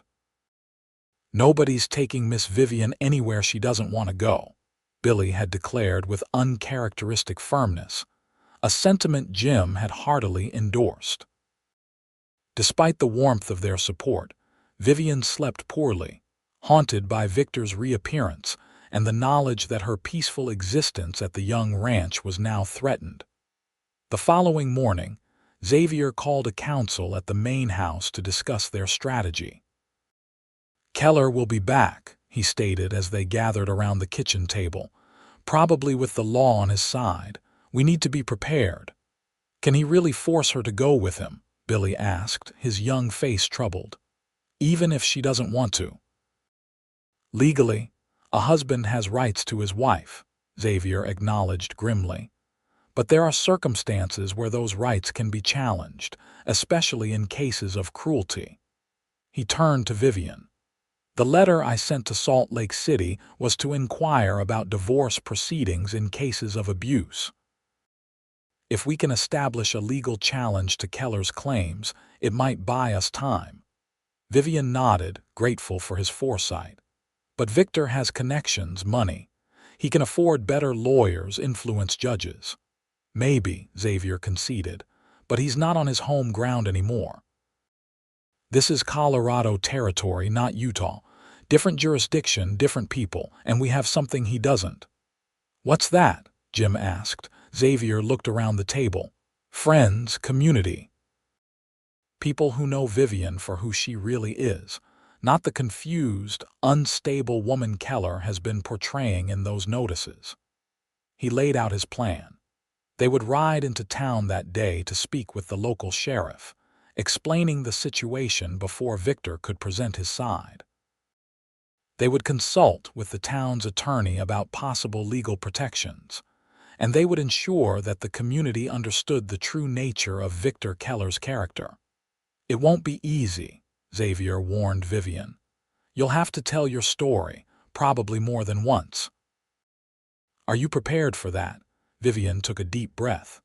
The thought of publicly discussing the abuse she had suffered was daunting, yet the alternative, returning to Victor, was unthinkable. "Yes," she said firmly. "I'm done hiding in shame for something that was never my fault." Xavier's eyes filled with pride. "Then let's ride to town." The town of Cedar Creek was small, but it served as the commercial and legal hub for the surrounding ranches. As Vivian rode beside Xavier down the main street, she felt the curious gazes of townsfolk. many of whom had seen her only in passing during her rare visits over the past months. Their first stop was the sheriff's office, a modest building at the end of the street. Sheriff Thomas Mills was a former cavalry officer, his bearing still military despite his civilian clothes. He listened gravely as Vivian, with Xavier's supportive presence beside her, recounted her marriage to Victor and the circumstances of her escape. "I've seen cases like this before," the sheriff said when she had finished, not proud to say the law often sides with the husband, even in cases of mistreatment. He studied Vivian's face. "But I'm not inclined to hand any woman over to a man who beats her, legal wife or not." Vivian felt a surge of hope at his words. "Then you'll help us," Sheriff Mills nodded slowly. "I'll do what I can within the law. If Keller comes to me, I'll stall, ask questions, make him prove his claims. But you should know, if he brings proper documentation, marriage certificate, perhaps a doctor's statement about your mental state, my hands may be tied." "We understand," Xavier said. "We're also going to consult with Mr. Reynolds about legal options." "Good idea," the sheriff agreed. "Henry Reynolds knows the territorial laws better than anyone. If there's a legal way to protect Mrs. Keller, he'll find it." Their meeting with the attorney was similarly encouraging, if cautious. Henry Reynolds, a shrewd man in his 50s, listened attentively to Vivian's story, occasionally asking clarifying questions. "Divorce is difficult to obtain," he explained when she had finished, "but not impossible, especially in cases of cruelty. Colorado Territory has more progressive laws than Utah in this regard." He outlined the process. Vivian would need to file a petition citing specific instances of cruelty, provide witnesses if possible, and establish residence in Colorado Territory for the required period. "The challenge," Reynolds continued, "is that your husband could contest the divorce, claim you abandoned the marriage without cause, even question your mental competence to file such a petition." "He's already doing that with those notices," Xavier pointed out. Reynolds nodded grimly. "Indeed. Which is why establishing your credibility here in Cedar Creek is crucial, Mrs. Keller. The more people who know you as a rational, competent woman, the harder it will be for your husband to paint you as confused or unstable." By the time they left the attorney's office, Vivian felt simultaneously hopeful and exhausted.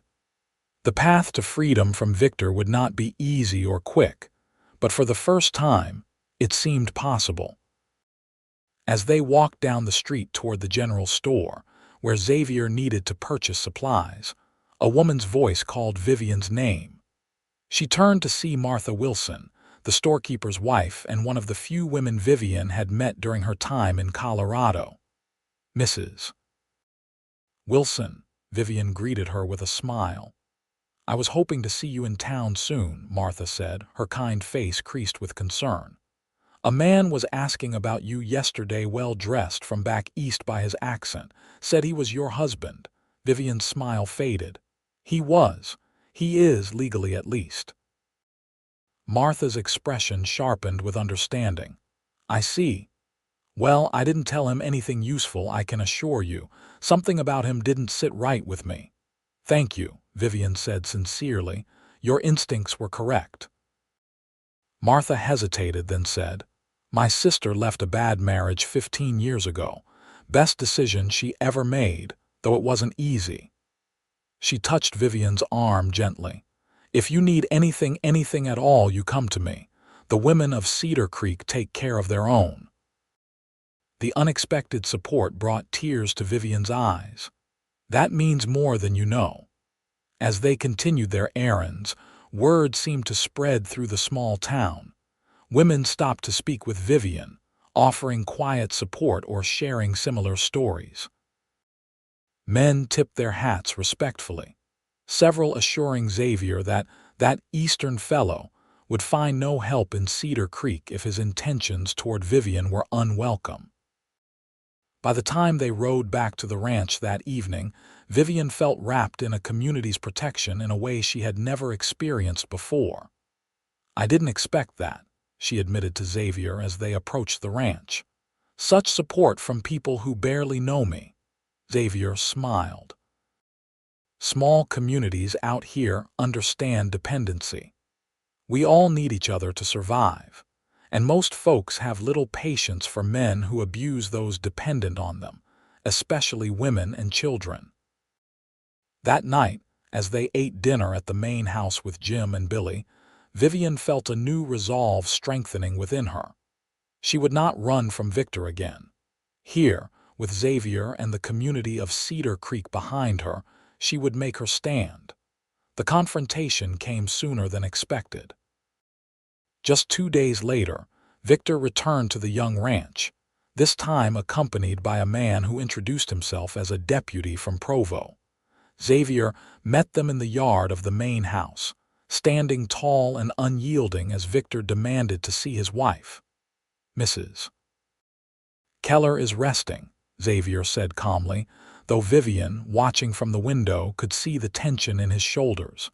"And she has made it clear she has no desire to speak with you." "This has gone on long enough," Victor snapped.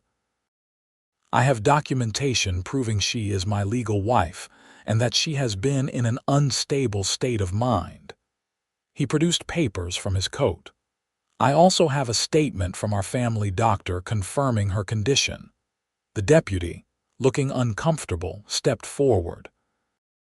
"I don't have jurisdiction here, Mr. Young, but these papers appear to be in order. I'm just here to facilitate Mrs. Keller's safe return to her husband." "You have no authority in Colorado territory," Xavier stated flatly. "And those papers aren't worth the ink used to sign them if they were obtained under false pretenses." Victor's face flushed with anger. "How dare you? I am a respected banker, not some what, Mr. Keller? Not some man who beats his wife." "Because I found her in the woods with bruises that say otherwise." Xavier's voice remained steady, but there was steel beneath the words. The deputy shifted uneasily, glancing between the two men. "Perhaps we should speak with Mrs. Keller directly," he suggested. "If she's being held against her will, I am not." All heads turned as Vivian emerged from the house, her head high, her gaze fixed on Victor. She had debated remaining hidden, letting Xavier handle the confrontation, but something had changed within her. She would no longer allow others to speak for her or about her, especially not Victor. "I left of my own free will," she continued, moving to stand beside Xavier, "because I feared for my life." Victor's expression darkened. "Vivian, you're confused. These people have filled your head with nonsense. It's time to come home where you belong." "I am home," Vivian replied firmly, "and I am not confused. For the first time in years, I see things clearly." She turned to the deputy. "I appreciate your concern, sir, but I am not being held against my will. I chose to leave a marriage that had become dangerous to my well-being." The deputy looked uncertain. "Madam, under the law," Vivian interrupted, "I have filed a petition for divorce citing cruelty. My attorney in Cedar Creek can confirm this." This wasn't strictly true. The petition was being prepared but had not yet been filed, but Vivian knew the declaration would buy them time. Victor's face contorted with fury. "You cannot divorce me. No court will grant it." "That will be for the court to decide," Vivian replied, surprised by her own calm in the face of his rage. "In the meantime, I am establishing legal residence in Colorado territory, where I intend to remain." The deputy cleared his throat. "Mr. Keller, if your wife has filed for divorce in Colorado territory, there's not much I can do until the courts make a determination." He looked genuinely relieved to have an excuse to step back from the increasingly tense situation. Victor turned on the man. "You're supposed to help me retrieve my wife." "I'm supposed to uphold the law," the deputy corrected, his own patience clearly wearing thin. "And the law says I have no jurisdiction here, especially with a pending divorce petition." For a moment, Vivian thought Victor might physically lunge at her or the deputy. Instead, he visibly composed himself, smoothing his features into the respectable mask he wore so well in public. "This isn't over," he said, looking directly at Vivian. "You are my wife, and you will return to Provo with me, one way or another." The threat in his voice was unmistakable, but Vivian refused to flinch. "No, Victor, I won't. Not now, not ever."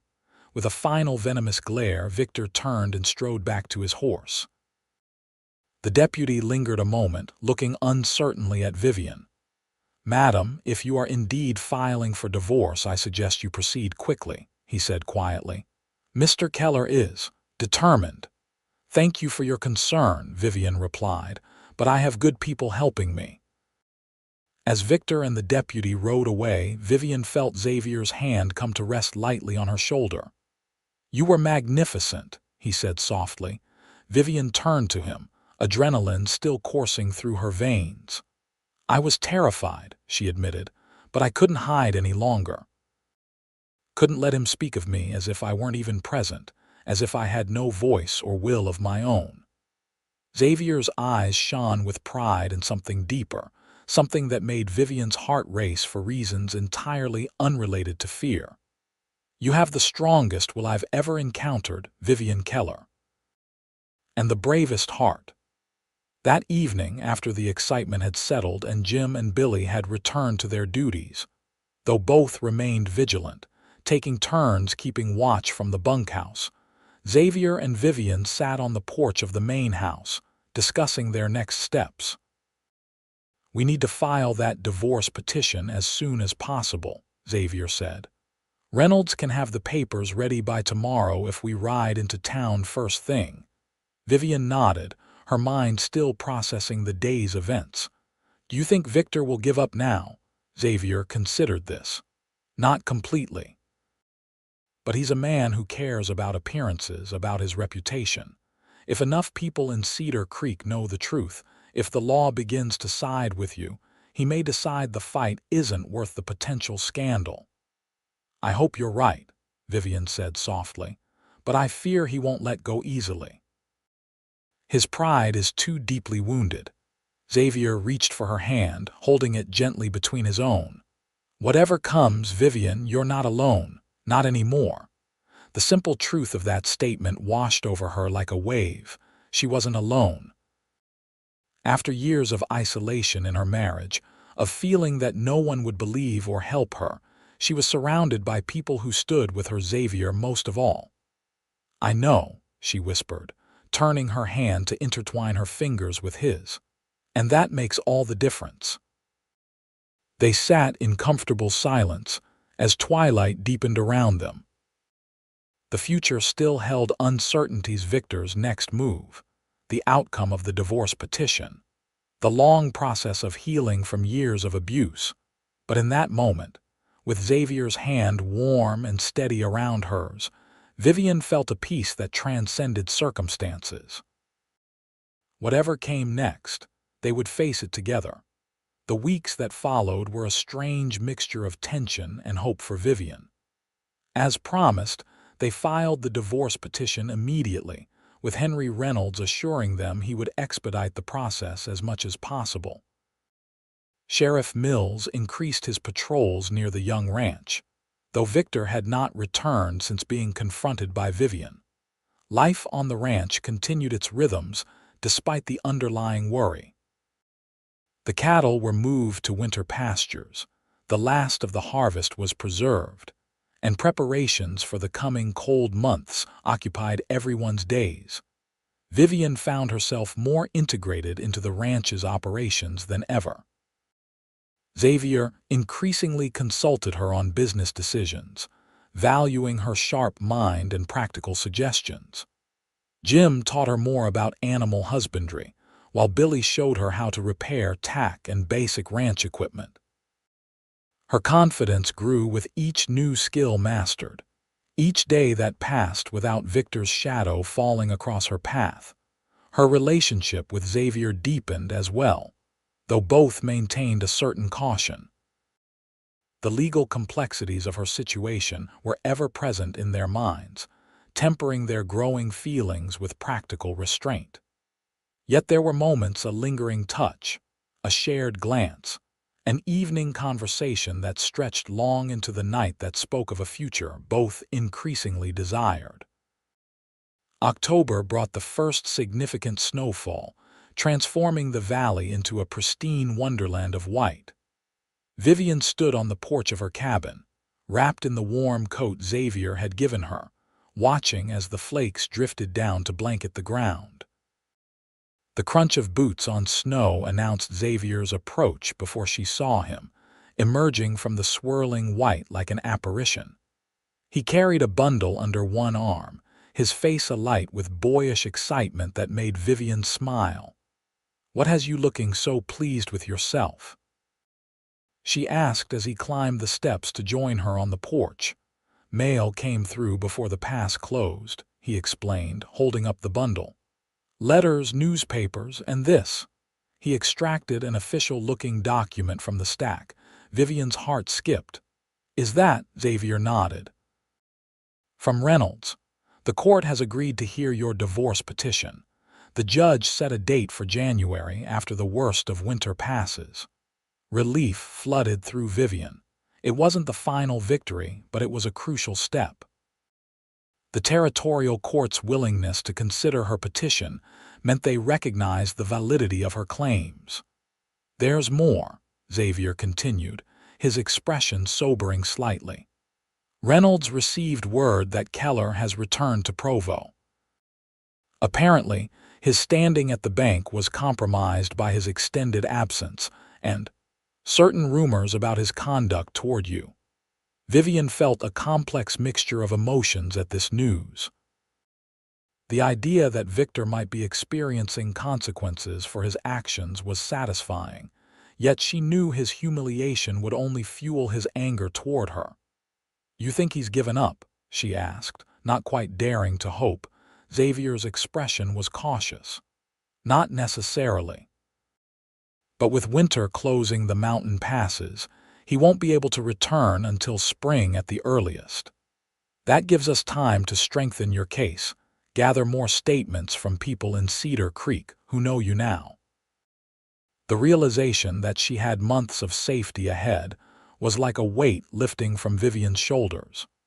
For the first time since Victor's appearance at the ranch, she could breathe fully, without the constant tension of anticipating his next move. "That's wonderful news," she said, smiling up at Xavier. "We should celebrate." Xavier's answering smile warmed her more than any fire could have. "I thought you might say that." He reached into his coat and produced a small package, "which is why I got this when I was in town last week." Curious, Vivian unwrapped the package to find a beautiful leather-bound journal, the cover embossed with intricate designs of flowers and vines. "Xavier," she breathed, running her fingers over the supple leather. "It's beautiful. You mentioned once that you used to keep a journal before you were married," Xavier explained. "Thought you might like to start again, writing your story in your own words." The thoughtfulness of the gift moved Vivian deeply. Victor had discouraged her writing, considering it a waste of time that could be better spent on household duties. That Xavier not only remembered her casual mention of enjoying writing, but actively encouraged, it spoke volumes about the difference between the two men. "Thank you," she said, looking up at him with eyes that threatened tears. "For this and for everything else." Xavier's expression softened. He reached out to brush a snowflake from her cheek, his touch lingering longer than necessary. "You're welcome, Vivian, always." The moment stretched between them, charged with unspoken feelings. Vivian was acutely aware of their proximity, of the warmth of his hand against her cold cheek, of the way his gaze dropped briefly to her lips before returning to her eyes. "Vivian," he said softly, uncertainly. "May I?" She nodded, unable to form words, her heart hammering in her chest. Slowly, giving her every opportunity to pull away, Xavier leaned down and pressed his lips to hers in a gentle, tentative kiss. It was brief, chaste even, but it sent a warmth spreading through Vivian that had nothing to do with the temperature. When he pulled back, his eyes searched hers for any sign of regret or discomfort. Finding none, he smiled that rare, full smile that transformed his usually serious face. "I've been wanting to do that for a very long time," he admitted. "I've been wanting you to," Vivian confessed, a blush warming her cheeks. Xavier's smile widened. He took her hand, raising it to his lips in a gesture that was both old-fashioned and deeply touching. "We should get inside before we freeze," he suggested. "I believe you mentioned celebration." They spent the evening in the main house, sharing a special dinner Xavier had prepared with surprising skill. They talked of everything and nothing ranch business, books they had read, memories of childhood, dreams for the future. As the fire crackled in the hearth and snow continued to fall outside, Vivian felt a contentment she had thought forever beyond her reach. Their relationship shifted after that snowy day, not dramatically but significantly.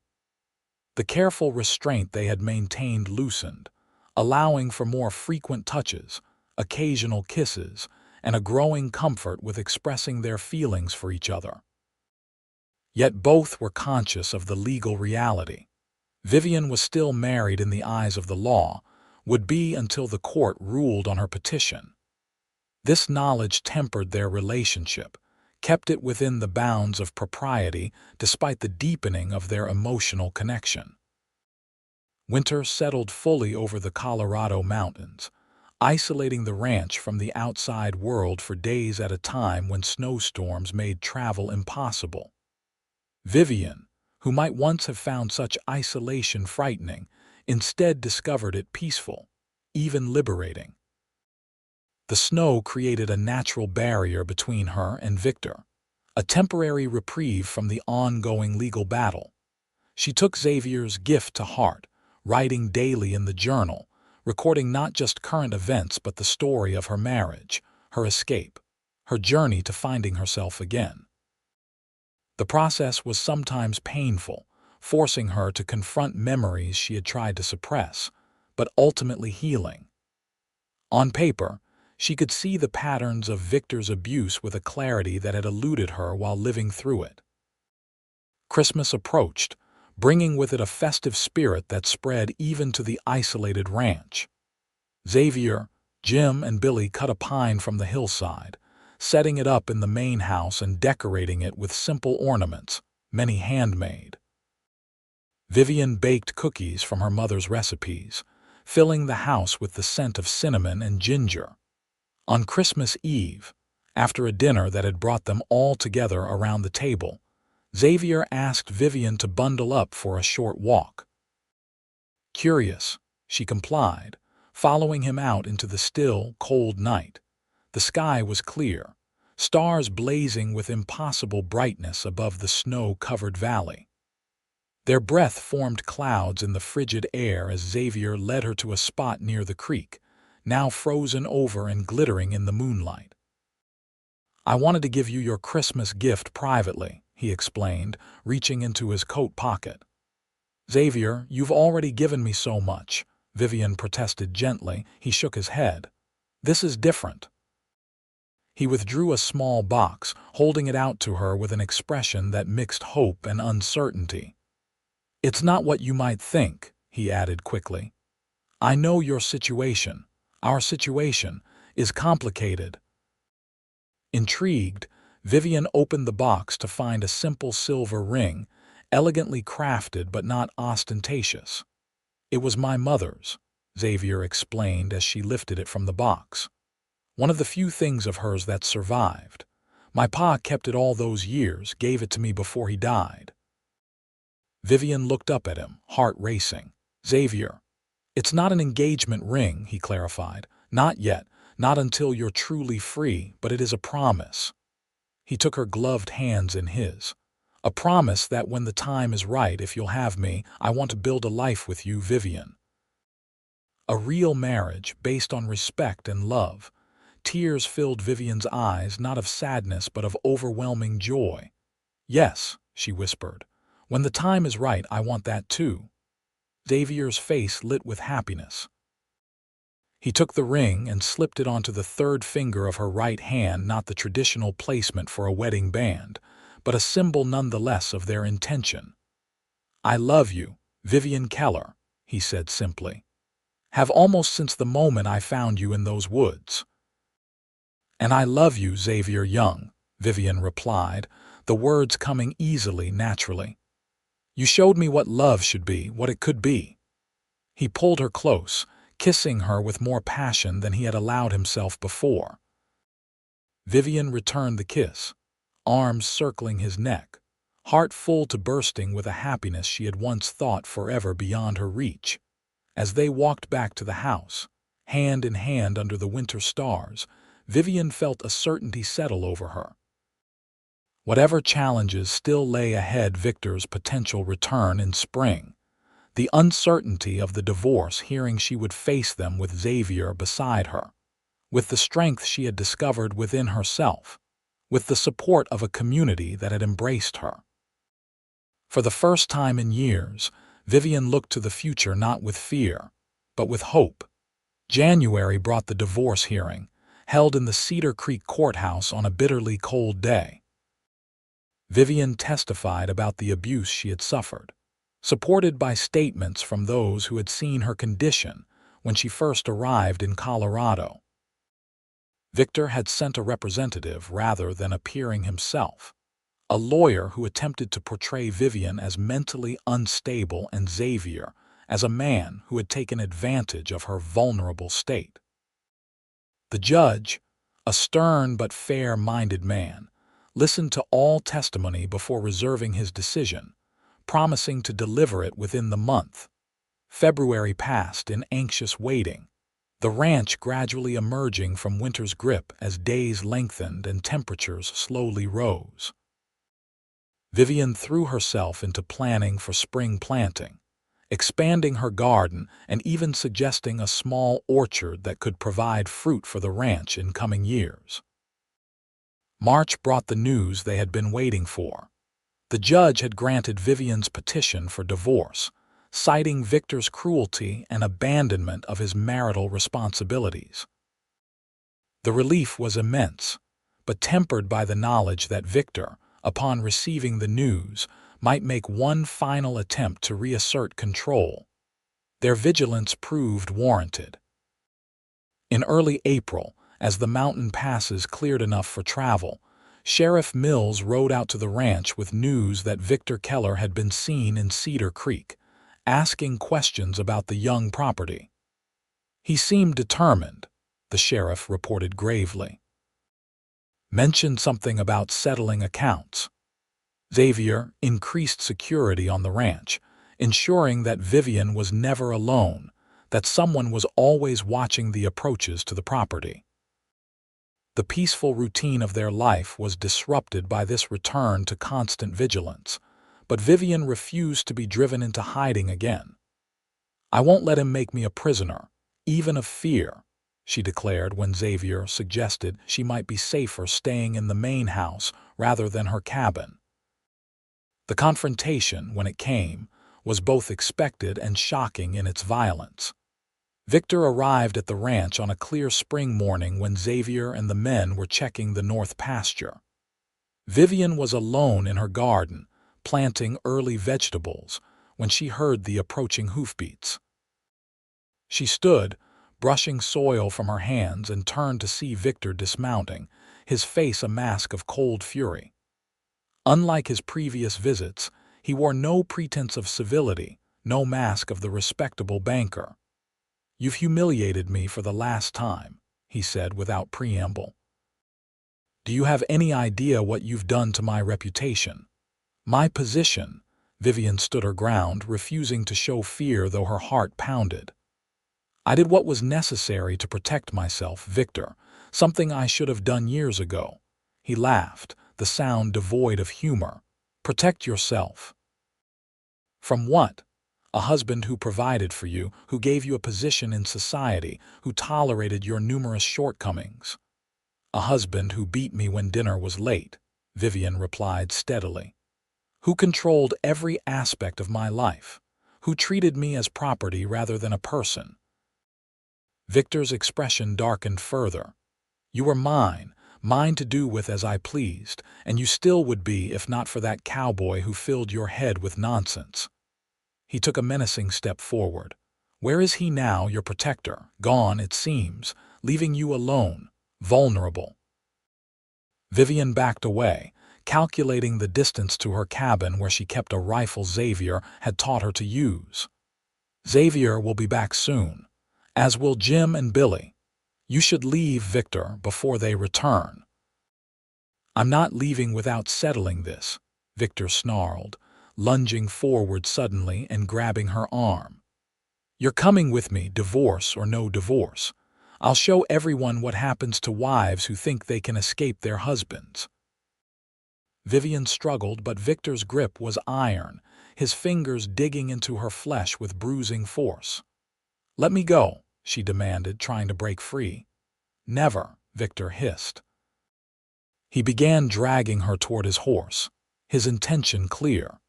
To take her away from the ranch, away from the protection Xavier and the community had provided.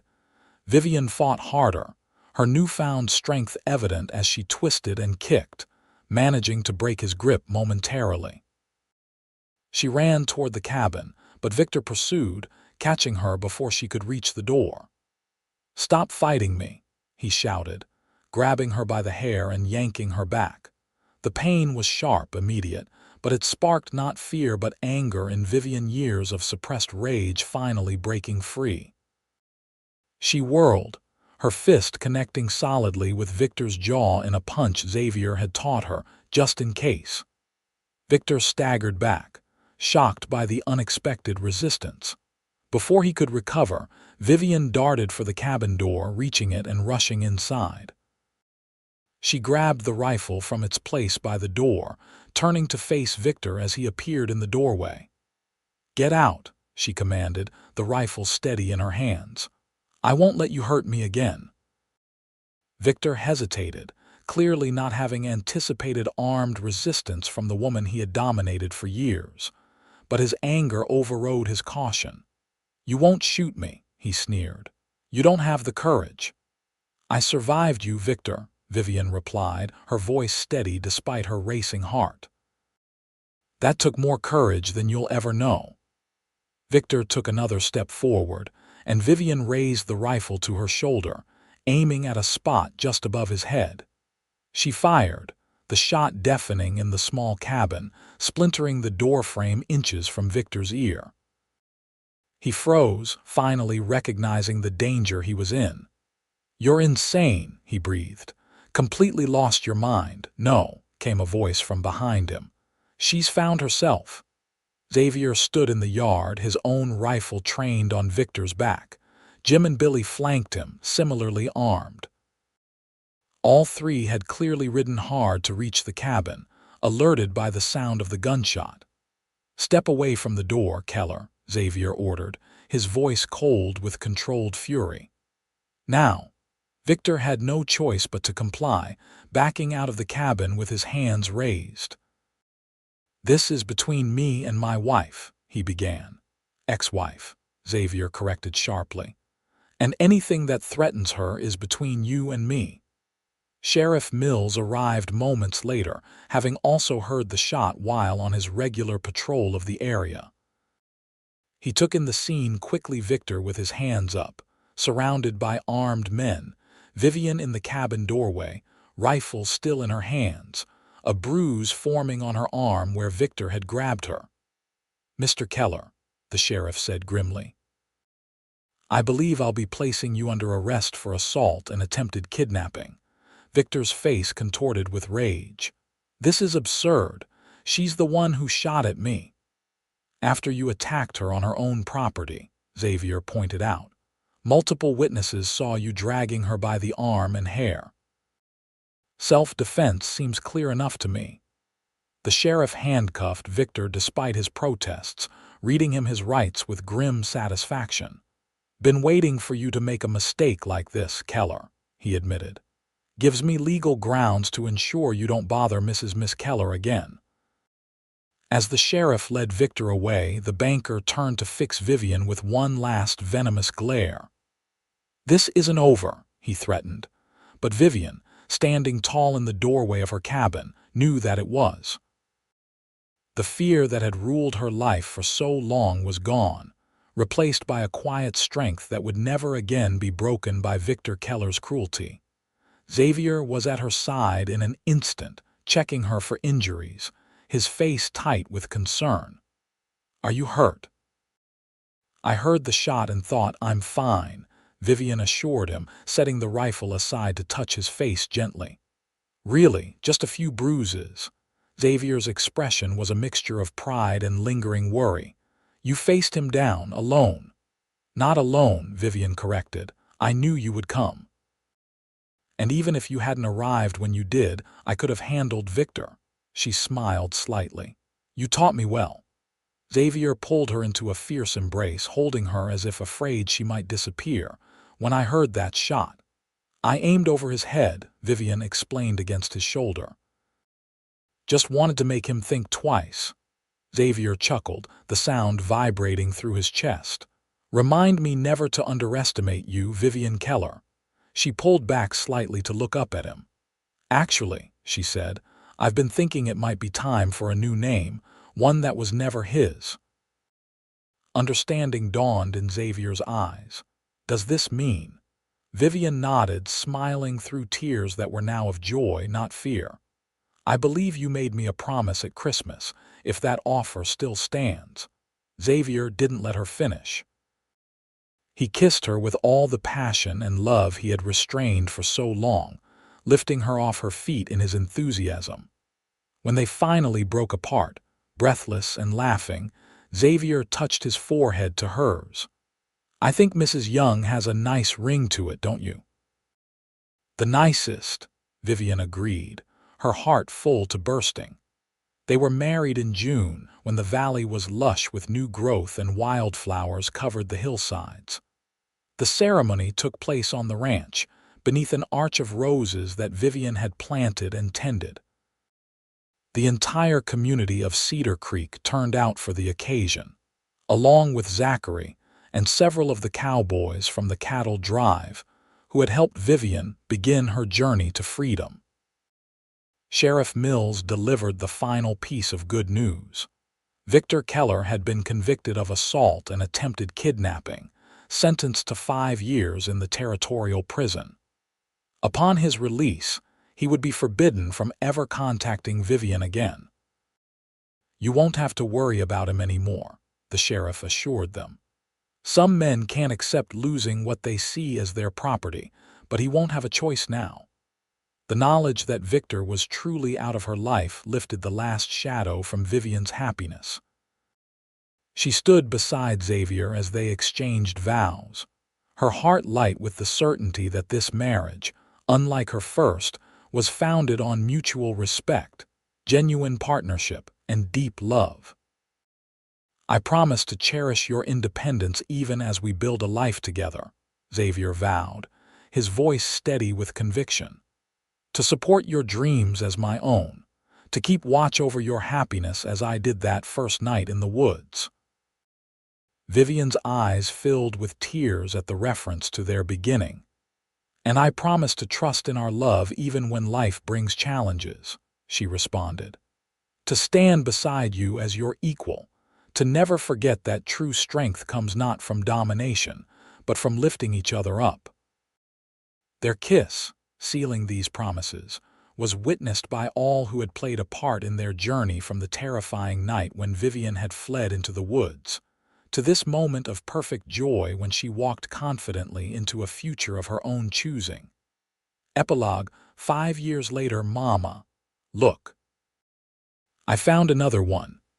Vivian Young looked up from her garden to see her 4-year-old son, Thomas, racing toward her, clutching a wildflower in his small hand. His dark hair, so like his father's, flopped over eyes that matched her own as he skidded to a stop beside her. "It's beautiful," Vivian said, accepting the slightly crushed bloom with appropriate reverence. "Just what my garden needed." Thomas beamed, always eager to help with what he called Mama's growing things. Behind him, 2-year-old Elizabeth toddled determinedly across the yard, supervised by Jim, whose aging bones had led him to take on more childcare and less ranch work in recent years. "Lizzie found a bug," Thomas reported importantly, "but she didn't eat it this time." Vivian laughed, remembering the incident that had so horrified Xavier and amused her. "Well, that's progress," she said, ruffling her son's hair. The sound of hoofbeats drew her attention to the trail leading from the north pasture. Xavier rode into view, silhouetted against the afternoon sun, still sitting a horse with the same easy grace that had first impressed her years ago. "Papa!" Thomas shouted, racing toward his father as Xavier dismounted. Xavier caught his son up in one arm, swinging him around before setting him on the saddle. "How's my cowboy?" he asked, his face lighting with the smile he reserved for his family. "I helped Mama with the garden," Thomas announced proudly, "and kept Lizzie from eating bugs." "A full day's work, then," Xavier said seriously, though his eyes danced with amusement as they met Vivian's. He crossed to where she stood, leaning down to kiss her with a tenderness that had only deepened over their years together. "How are you feeling?" he asked quietly, his hand resting lightly on the gentle swell of her stomach, just beginning to show with their third child. "Wonderful," Vivian replied truthfully. This pregnancy, like her others, had been easy compared to the trials some women endured. The morning sickness is finally gone. Xavier's relief was evident. Though he tried to hide it, he worried over her with each pregnancy, haunted perhaps by the memory of his own mother's death in childbirth. "Good," he said simply, his thumb brushing a smudge of dirt from her cheek. "You're beautiful, you know that." Vivian smiled, still warmed by his compliments after all these years. "You're biased," she teased. "Absolutely," he agreed without hesitation. The young ranch had prospered under their joint stewardship. Xavier's practical knowledge of cattle and land combined with Vivian's head for business had allowed them to expand, buying adjacent properties as they became available. The modest spread Xavier had inherited from his father now employed half a dozen hands year-round, with more during busy seasons.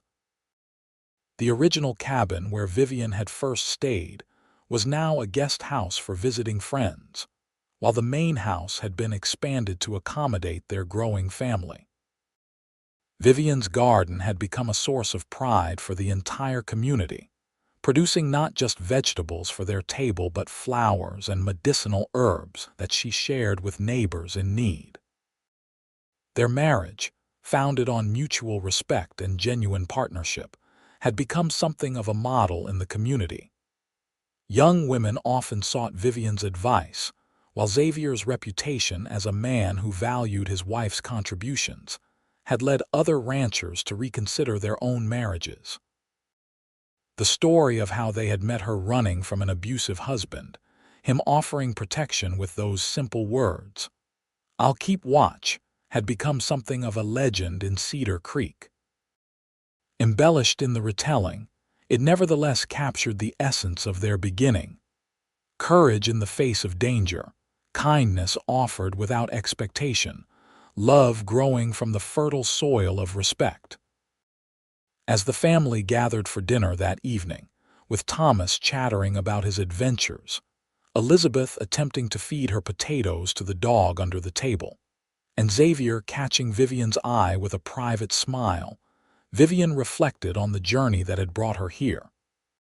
The terrified woman who had fled into the woods outside Provo seemed almost a different person now, so fragile, so unsure of her own worth. The path from that night to this moment had not been easy or straight. There had been legal battles, nightmares that sometimes still disturbed her sleep, moments of doubt and fear. But there had also been joy beyond measure. The day Xavier had first said he loved her, their wedding under the rose arch, the birth of their children, and countless small moments of happiness that added up to a life richer than she had ever dared hope for. Later, after the children were asleep and the house had settled into night's quiet, Vivian and Xavier sat on the porch as had become their custom, watching the stars emerge above the valley. "What are you thinking about?" Xavier asked, his arm around her shoulders, her head resting against him. "About how far we've come," Vivian replied. "About the night we met, how afraid I was, how you kept your promise to keep watch." Xavier's arm tightened around her. "Best promise I ever made," he said softly. "Led to everything good in my life." Vivian looked up at him, this man who had seen her worth when she herself had forgotten it existed. "I love you, Xavier Young," she said simply. "More today than yesterday and less than tomorrow." Xavier's kiss was tender, a reaffirmation of all they had built together. "And I love you, Vivian Young. Always have, always will." As they sat together under the vast Colorado sky, Vivian felt the completeness of her journey from a woman hiding in fear to one who had found not just safety but joy, not just escape but belonging. The woods of her past had given way to the open spaces of her present, where love grew as naturally and beautifully as the wildflowers on the hillside. And in that moment, surrounded by the life they had created together, Vivian knew with absolute certainty that some promises, once made and kept, could change everything forever.